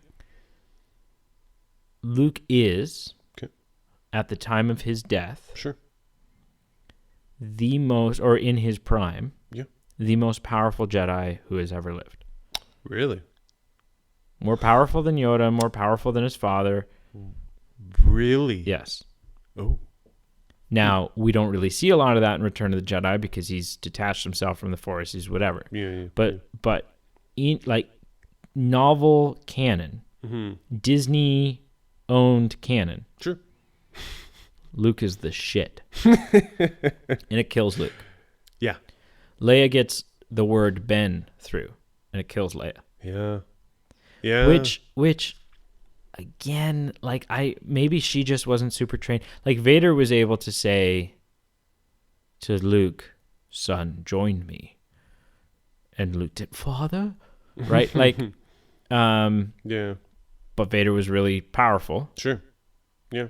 Leia didn't complete her training. No. Leia had the Force, but didn't really practice, hone it, really work on it. Right? She trained Rey. But I think that was more just kind of guiding Rey. Sure. already intense abilities. Yeah. Kind of like guardrails at a bowling alley. Which again, this film completely disproves any of the people who talk about, well, you know, the Jedi Force abilities aren't something that's passed through your bloodline. It absolutely is. It totally apparently is. It absolutely is. Yeah. So shut your face. Shut your face. So anyways, all of that. All that saying. We see a lot of projection, in The Last Jedi. Mm-hmm. Kylo says to Rey, mm-hmm. you can't be doing this. The effort would kill you. Yes. Yeah. Which apparently wasn't hyperbole. It was Snoke doing it. Yep. Which in turn was maybe Palpatine doing Palpatine. it. But it happens a lot in The Rise of Skywalker. They have a lightsaber fight. Mm-hmm. They duel each other, mm-hmm. and they're not even in the same physical location. Mm-hmm. On top of that, the Force kind of becomes like this weird Amazon Dropbox thing where it's like, oh, hey, need a lightsaber? I'll imagine it to you. Right. Which I think can be explained. Okay. By like the thing that I think it just wasn't. I don't think there was enough exposition about this, but I think the idea was, well, they've got this super rare, unique, hardly ever seen in the Force bond.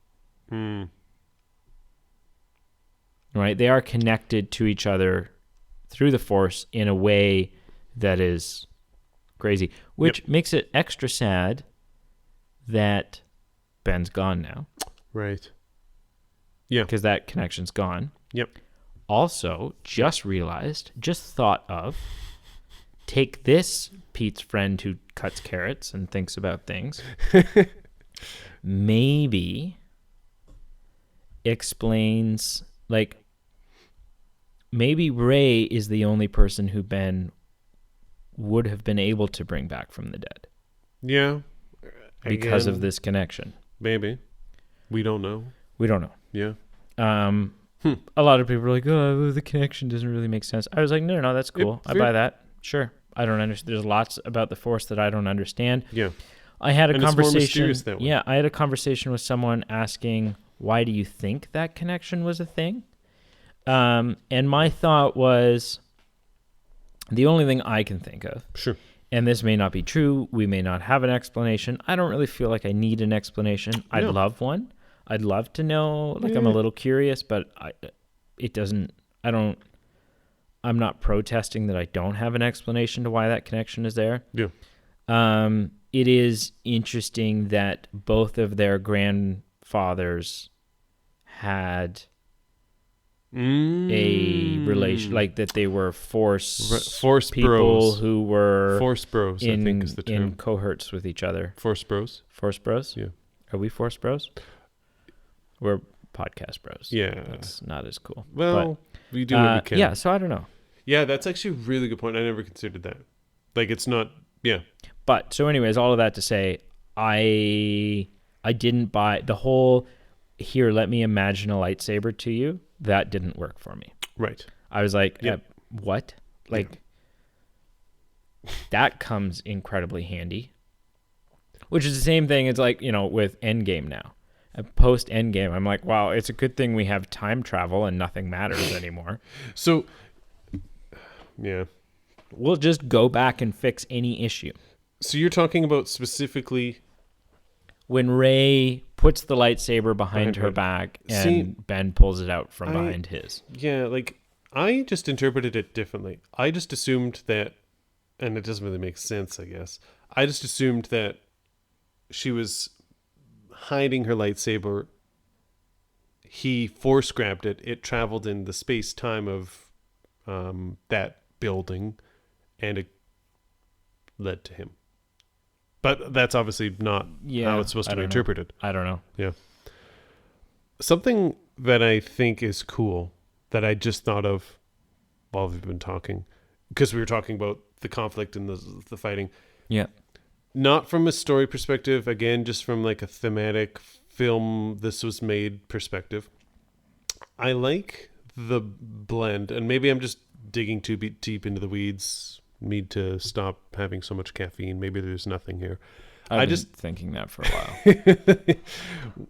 I like this theme visually that Kylo and Rey have, because it's a blend of the climax fights. It's not a blend, but there's some significance to it's on the Death Star remnants from Return of the Jedi, and it's opposite to Mustafar, where there was like flames and lava pouring on people. Now instead it was water. So Yeah, I don't know. That's cool. It's just the cool of the opposite element, or at least in temperature, splashing all over you, and still so some ties and some parallels to the previous third movie climaxes. And the fact that amongst this you have a evil Skywalker fighting a good Palpatine. Oh, yeah. There's more. This movie, the more you break it down, the more I'm like, you know what? Good job. Yeah. Like, I don't even care So anymore. good. I have something that I want you to do, Sure. and I want to do it as well. Okay. And I didn't give you any time to prepare, Dang it. so I therefore have not prepared myself. Sure. There are now 9 Skywalker films. Correct. I need them in order from Oh, baby. worst to best. Okay. I'm going to use a piece of paper here. Yeah, I'll start. You go. You go. I think my least favorite Skywalker film Let me guess. is The Last Jedi. What? He said sarcastically.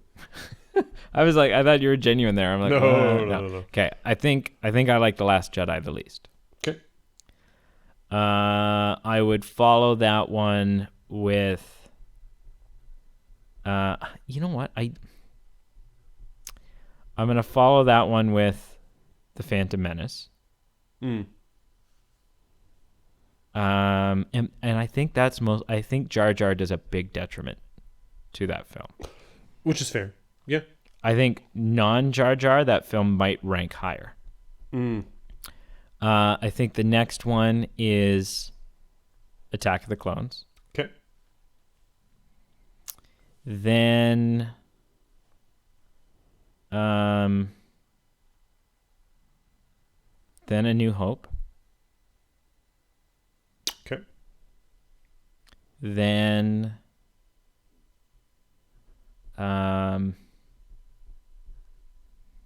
then Empire. Okay. Then Force Awakens. Okay. Then, see, this is when I need to make a real serious decision. This is where poop hits the fan. Then Return of the Jedi. Okay. And then, oh dear.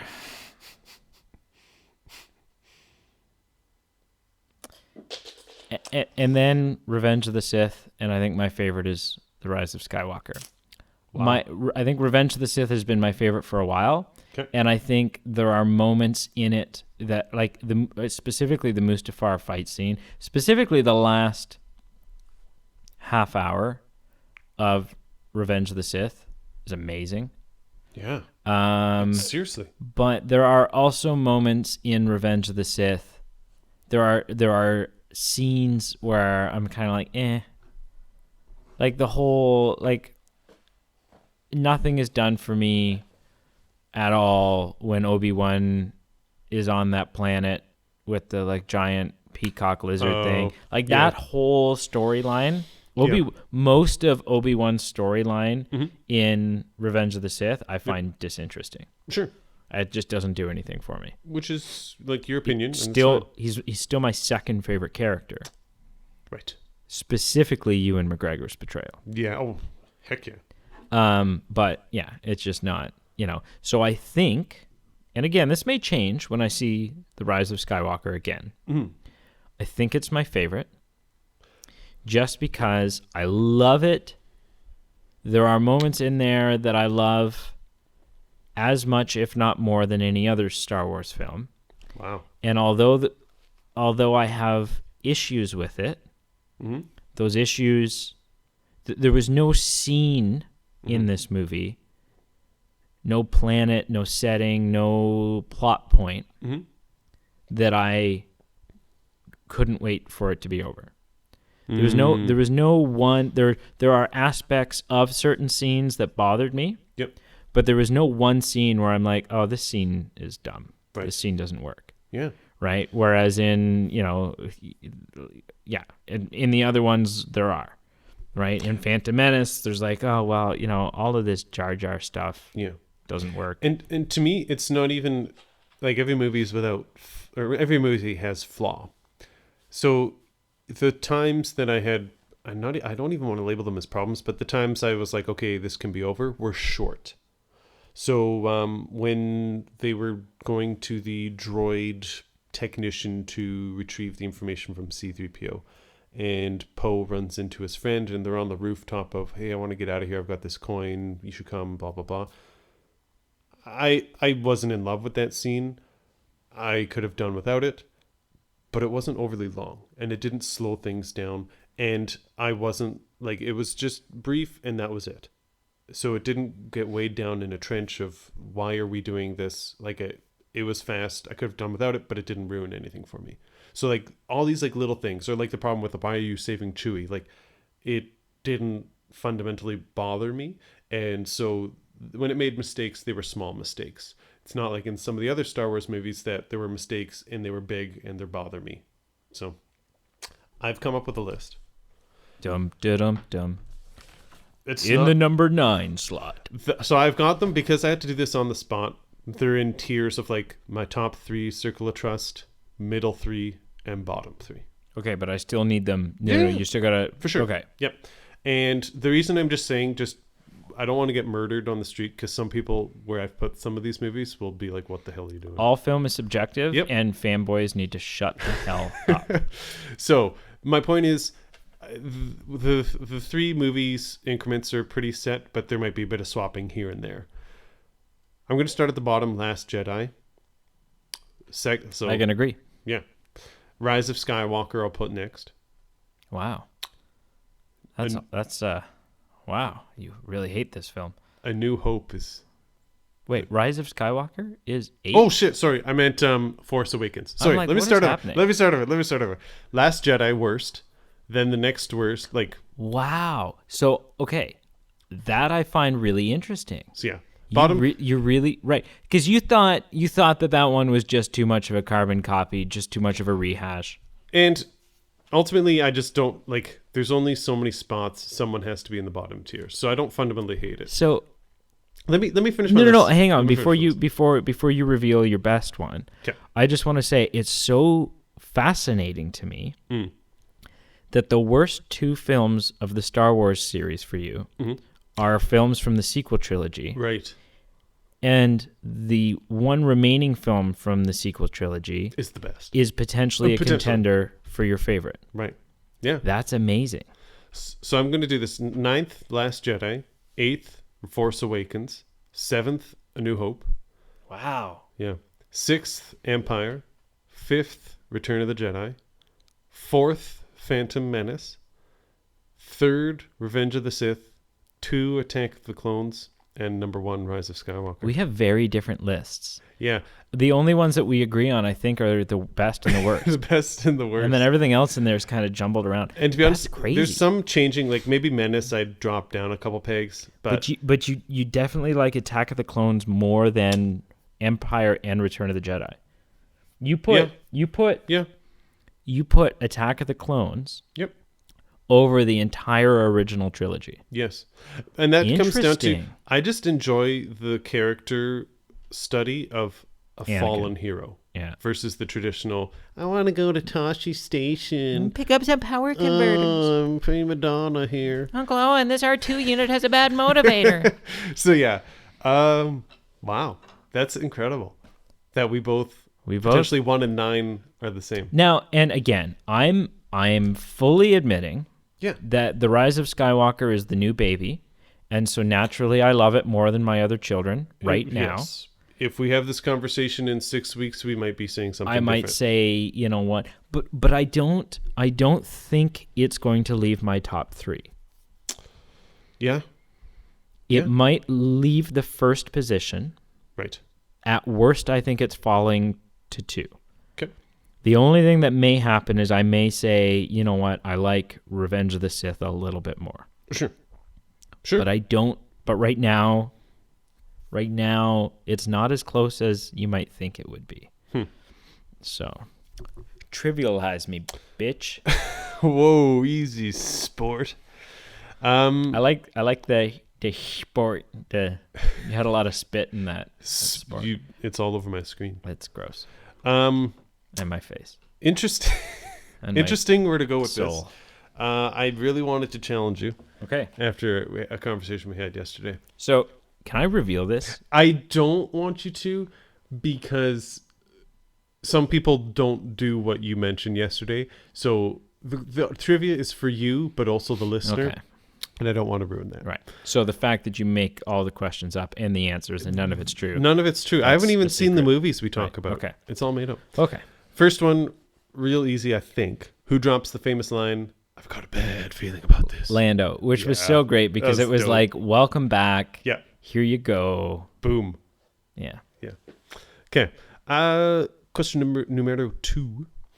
Considering all the Star Wars live action movies, so I guess by definition the 9 Skywalker plus the 2 add-ons, And the Ewok films, the 2 Ewok films and the holiday special, not including those. Okay. Flaming pieces of trash. Which, by the way, spoiler for the Mandalorian series. Sure.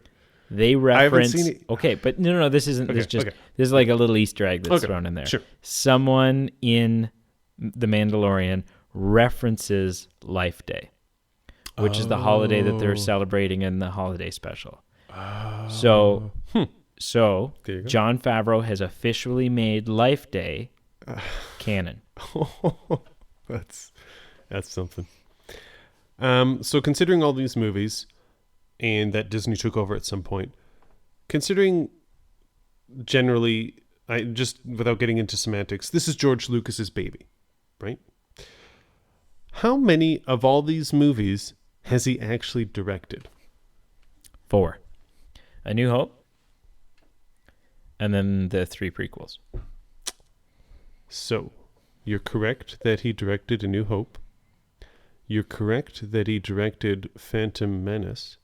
You're correct he directed Attack of the Clones.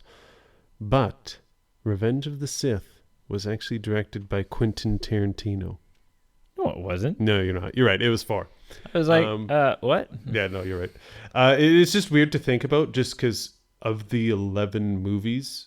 To only direct 4 just seems, but Disney took over. I don't think that many people realize that he didn't direct Empire and Jedi. Right. No, I was surprised by that. He wrote them, he produced them. Oh, yeah. He practically directed them. But he wasn't the director. Yeah. No, that is. He's not credited as the director. Right. Okay. Third question. This one is out of left field. This is to challenge you. There's no multiple choice options. You just gotta use the Force. And I won't hold you, like if you're off by a penny, I won't hold you to it. Like I'll give you close. But this saga began 42 years ago in the spring of 1977. How much was the average movie ticket at that time to have seen Star Wars? Not Star Wars A New Hope, mind you, because at the time it was just Star Wars. How much would one have had to pay to see this film when it debuted in 1977? Oh, gosh. 1977. Yeah.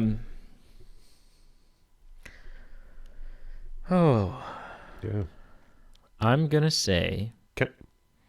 It could be something stupid. It could be like everyone paid 75 cents. Could be. I'm going to say... $2.50. I think most people paid $2.50. That's pretty close. I don't know if I'll give it to you. I might, because how are you supposed to know this out of a shot in the dark? But it was on average $2.23. Oh, I would give that to me. If it were, Of course you'd give that to you. No. If it were like, let me tell you, if it was $1.99, I would say don't give it to me. And if Right. it was $3.01, I would say don't give it to me. Or if it was $2.51, or sorry, $2.24, like if you were a penny over, I wouldn't give it to you. Okay. But you know, Yeah. Price is Right. I had this worked out for inflation. So that was in US dollars. Translated to today's dollars for our US listeners, that's about $9.46 with inflation. And in Canadian dollars, that's about $12.35. So nothing's changed. Nothing has really changed. This one, I think you'll get. This one is, I have to say it because I was a huge Lost fan. J.J. Abrams, homie number 2. Who actually only directed the first episode. Right. Like Again, people surprising. all the time when Lost was on TV, people would ask JJ about what's like, can you give us some answers about this, that? And JJ Abram, time and time again, his answer was, I have no idea. Yeah. Yeah. I created the show. Yep. I directed the first episode. Yep. I'm credited as a producer. Right. I don't write the show. Right. He's not in the I'm day-to-day. not directing the show. I have no clue. Yeah. I could easily ask and find out, I've got the power. but I don't know. Yeah. So when Dominic Monaghan popped his head in, I was like, Charlie, it's Charlie from Lost. Is that the first thing you think of when you see him? I mean, obviously Lord of the Rings. Right. But- Because that's what I think of. Yeah. I think of Marilyn Brandy Buck. But just from visual alone, like he doesn't have visual, long he looks hair. more like Charlie. Yeah. So there's the obligatory Lost shout out there. How many actors have appeared in both Star Wars and Peter Jackson's Lord of the Rings? And can you name them? I At guess? least 2. Okay.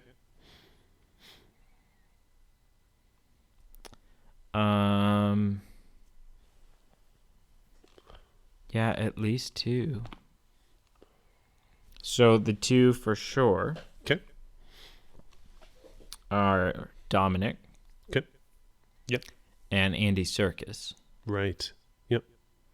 who voiced Snoke. Did the performance capture for Snoke? Yeah, and I'm not calling out like that counts. That's not a technicality of he wasn't in the movie. blah, blah, blah. just as you. It was just his face. So yeah, And then Gollum, there's probably Snoke, some stupid. Mary, and whatever his name was in this movie. Yeah, I I don't don't know. even know. Joe, I don't think they ever called him by name. Steve. It's probably some stupid like background. Background actor number Character 27 That in isn't- Coruscant Skyline.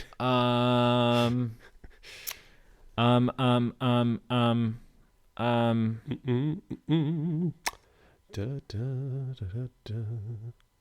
I'm thinking through all like. Mm. I'm thinking. 3 and Christopher Lee. Yes. Yeah, that's a big one. I So Saruman. I would have been very angry had Count I missed Dooku. that. I was hoping. I was like, wrap it up, wrap it up. I'm gonna say those are the 3. Okay. For like the majority of fans, that would be correct. There is a 4th. It's a very fringe pair of characters. So it's a person I've never heard of named Bruce Spence.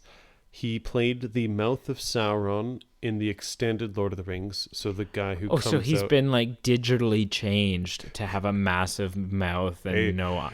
and he played the guy in your favorite storyline sequence in Revenge of the Sith when Obi-Wan pulls up his speeder, fills it up, and he's like, 10th level, thousands of battle droids. Wow. Yeah. What's so strange is I have no trouble. It's a very similar. It's like Yeah. It's like they used the same set of teeth. Yeah. Just polished one off. That's cool. Yeah. So 4. And that's it. So I'm going to give you a resounding good job because you came pretty close on all of them. Thanks. Something interesting which I noticed, and I was looking Sure. for in this film, Yeah. because it's a question you used to ask in the Star Wars Really? trivia, Yeah. and you haven't asked in the last 3. Oh. And the reason why is because it's not been an applicable question. Okay. Nobody except for a deleted scene, but it doesn't count because it's a deleted scene. Mm-hmm. Nobody in the sequel trilogy lost a limb. Oh, Nobody gets limbs cut off by lightsabers anymore. I was thinking that when I was digging There was a moment during Rise of Skywalker, during a fight that they were having, and I can't remember if it was the one out on the water. I think it was the imaginary one where she's in his quarters and he's... There was a moment where I thought to myself, Rey's going to lose a hand here. There was a moment where I was like, I was sure that's what they were going to do. I was like, Rey's losing a limb. Right. And they didn't. No. But yeah, I don't know why. Like, losing a limb has been such a fundamental Star Wars thing. Yes. When I was digging up the trivia last night, I was like, man, there's no limb appendage counts to do for this trivia. I know. It's weird. Now that I think there's one, I think the opening sequence, I think Kylo Ren like cut someone's arm off. Maybe. But it was like a fringe, like someone in the background. I thought, so there is, in Force Awakens, there is a deleted scene where Chewie rips the arms off of Ungar Plot, who is, what's his name? The redheaded guy from like Shaun of the Dead and... Yeah, no. Whatever that actor's name is. Why can't I? That's really pissing me off. But anyways, he gets his arms ripped off. Oh, but didn't make the final cut. Didn't make the cut, so it doesn't count. No pun intended. Scale of 1 to 10 for your favorite Star Wars film. What are you gonna say? So I gave it a 3.2 out of 10. Rough. Your system needs a total freaking revamp. No, in all seriousness, I can't decide, so it's a range. I either gave it a 9.4 or a 10. Or a 10? I'm calling BS on the 10 because you have issues with it. You have issues with the film, so 10's impossible. Yeah, I gave the plot. I can't decide if I gave it a 1 or 2 out of 2. So that's where the range is coming from. So that's where it's 9.4 to 10-ish. Okay. Yeah. I'm giving it a solid 9.5. Hey, yeah, that's wow. 9.5. I mean, for a film that could have gone so wrong.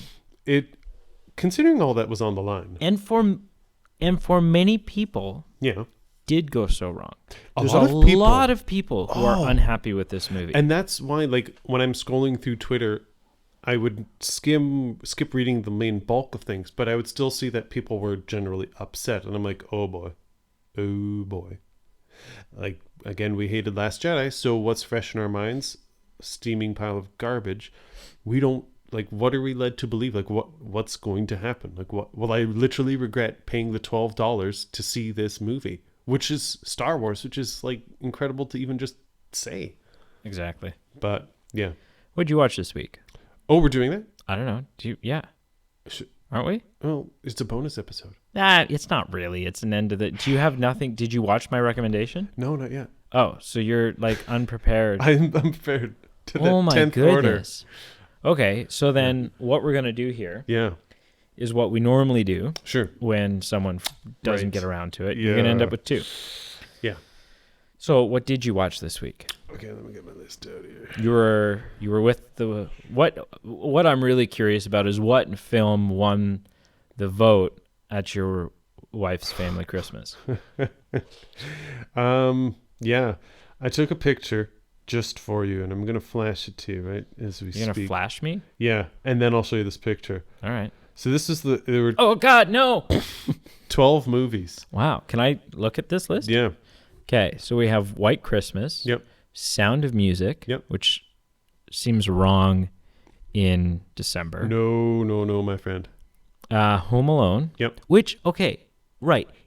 Because Sound of Music is definitely not a Christmas movie. Oh, no. But the My Favorite Thing song is always played at Christmas. Yeah.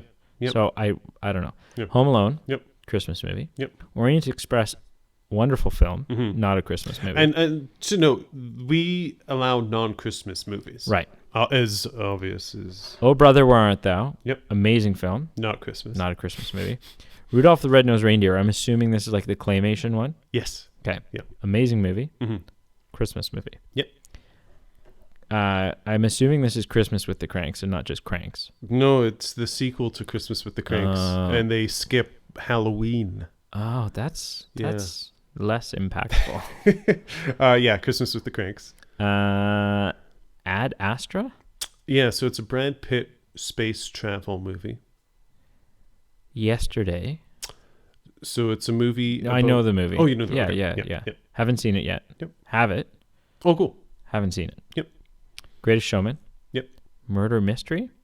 Yeah, Adam Sandler, Jennifer Aniston, And, Netflix. And I original. love that option 3 is Home Alone and option 12 is Home Alone 2. So everyone's like, all right, throw it in there. That was me. Yeah. Okay. What'd you watch? Yesterday won out. Ooh. Yeah. And like literally the process, we had 3 stages of voting. So I cast a vote 3 different times, and each time the options get whittled down until finally yesterday. So it sounds like maybe I'm finally going to get around to watching Yesterday, if that's your recommendation. Well, so how do we do this? Because so you still get to recommend something. I to still me, recommend something, and then I'll just talk but you about... have 2 to watch. Right. Okay, yeah. So I watched Yesterday. Let me compare it. What else did I even watch? I think I will recommend Yesterday to you. Can't find my list in front of me. Oh, I watched Jingle All the Way. Ooh, that's a good one. It is a good one. Please don't recommend it though. Just because it's not Christmas, or you don't like it? Well, I mean, so the movie I'm recommending to you is a Christmas film. Okay. It'll be the last one. Of course, yeah. But I don't know. I've seen it. I feel like nothing. I feel like we could talk about Jingle All the Way right now without me rewatching it. Right? So I'm just like, I'm more interested to watch something Yesterday. new. Yeah. Watch Yesterday. Okay. Yep. The other movie is not All right. recommending. I watched White Christmas because I'm a big boy. Oh, yes. And it's so good. It is so good.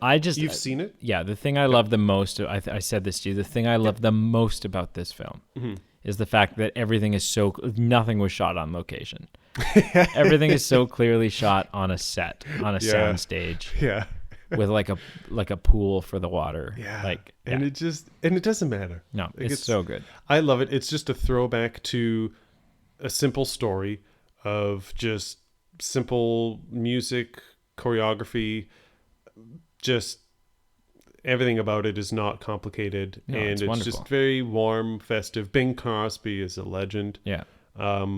And just this has been ingrained in me, so it's literally not Christmas until this movie Specifically a plays. Christmas legend, Bing Crosby. Yeah, I'm trying to think There's of a lot of non-Christmas class- things yeah. that make him a legend, and No. yeah, he is. Yeah, so yeah, I'm glad you enjoyed it. I love that movie. The other film I watched, Okay. is one of the versions of A Christmas Carol. Oh, which one? Which I think is my favorite Christmas Carol. It's not the longest Christmas Carol, so it's not the one that goes into the most relentless detail and shows you all of the stuff from his youth and stuff like that. It breezes over quite a bit. I've got it. Can I guess which one it is? You can, but give me a sec. Oh, of course. But yeah. watching this made me want to go and watch one. It just refreshed like it's no mystery. Yep. Why this is such an iconic story. It's so Right. good. Yeah. Like it's just such a great story. Yeah. Well, the underlying novel that it's based off. So of it's made me want to go and watch more of them. Right. Like or watch one of the more in-depth. Sure. I own the book. I haven't read it. Yeah, I haven't either, to be honest. It's just I've it's maybe- probably really old language, right? Like it's going to be really thick. Yeah. So I don't know. Yeah. But what version do you think it is? This is a Hail Mary kind of, like, I don't think it's right, but I'm just basing off other things you've recommended. So you recommended to me like a 1927 silent film, and I'm guessing that you recommended to me like it's like from like 1910, and it's like very, very old. And I was checking something out about it on Twitter, actually. Someone shared a small clip of it, and I just found it interesting. I'm glad that you're super wrong. Just because I find that fascinating. And because you're going to get a kick out of what I say then. Oh. I hope you haven't seen this. If you have seen it, I'm still glad that I will be the catalyst for you to watch it. Can I have a second guess? You can. Is it the Bill Murray Scrooged? No. Oh. Stop guessing. Sit down. Stop guessing. Is it Fast and Furious? No. Okay. I think my favorite Christmas Carol Okay, yeah. is the Michael Caine Muppets Christmas Carol. Ooh. Have you seen it? So you're going to be happy. I've seen snippets in my childhood, long time ago. but I couldn't tell you, I couldn't string it together. The Muppets Christmas Carol, which is on Disney Plus, so it's an excuse for you to Disney Plus it up. Yep. And it's just so good. Like, what is your experience with the Muppets? Very limited. I think there's like a Treasure Island Muppets and snippets of this, and that's about it. Okay. I think you'll like it, regardless. Okay. The thing to know, what's interesting, is in a Muppets movie like this, there's both Muppets and live people mixed into it. Sure. Yep. And it's not like as the opening credits are happening, it's not it's not Frank Oz as Fozzie Bear. Sure. It's not, so and so as and Frank Oz as Miss Piggy.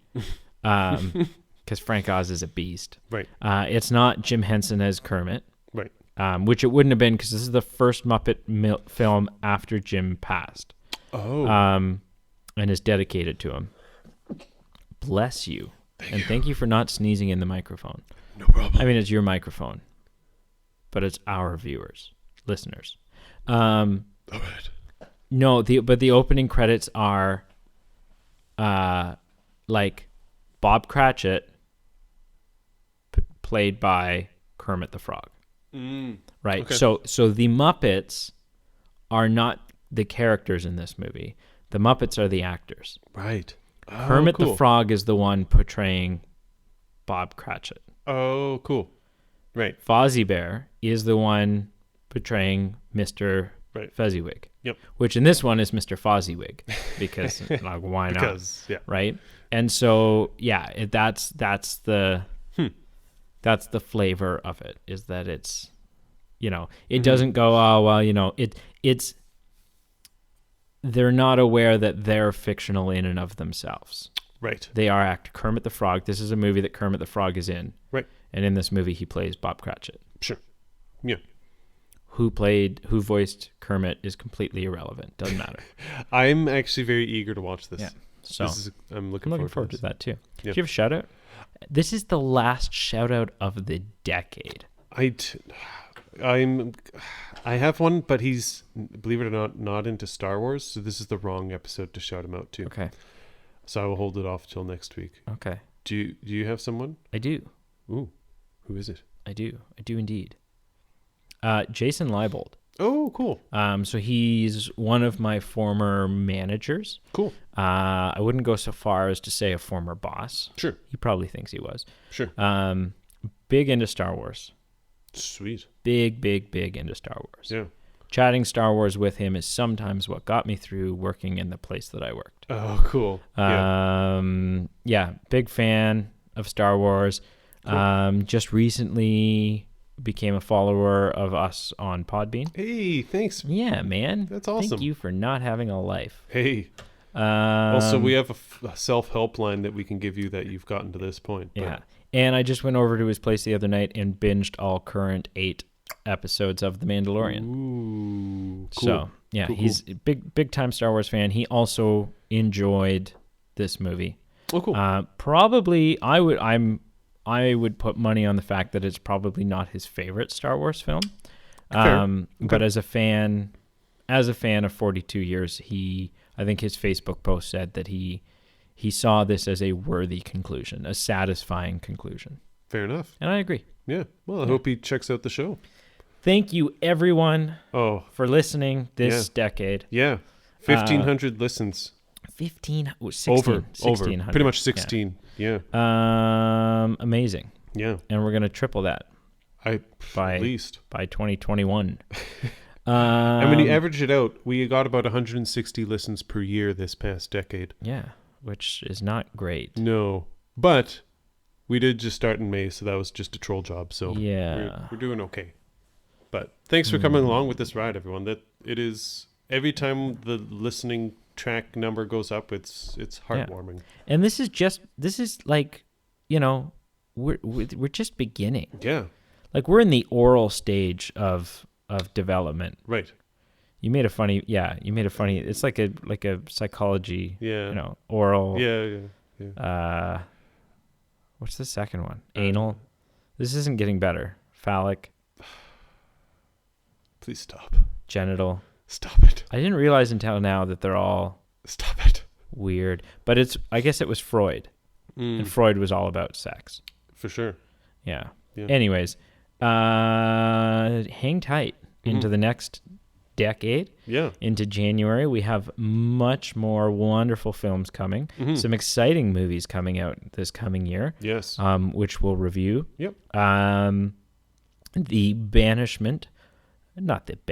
The completion of our miniseries, which we've just completed, means that there will be an increase in the number of votes for you to participate in. Yep. There's going to be a lot of fun, a lot of singing, a lot of dancing, a surprising amount of nudity. Kind of. In January? January is going to be a month of nudity. Well, yes, but not exactly how it sounds. No, we're not going to, each episode won't come with a nude of us. Yeah. We're exploring nudity in film. Yes. Yeah. Just to be clear. Yes. To be perfectly clear. Until next time. Yeah. Bye-bye. Happy New Year. Happy New Year. What do you just goodbye? You just going to end this without saying Happy New Year? And I'm going to end this by saying one word. Skywalker. Now I don't. That was so good. Now I don't want to say what I was going to say. Oh, sorry. I'll say what I was going to say, and then you say Skywalker again. Okay. Is that? Yeah. Okay. Yeah. Well, but now see, okay. Just do it. What I was going to say. Yeah. Was, may you fail to achieve all of the unrealistic resolutions that you're setting for yourself. Skywalker. Yeah. See, there we go. That's better. Much better. 3, 2, 1. Skywalker.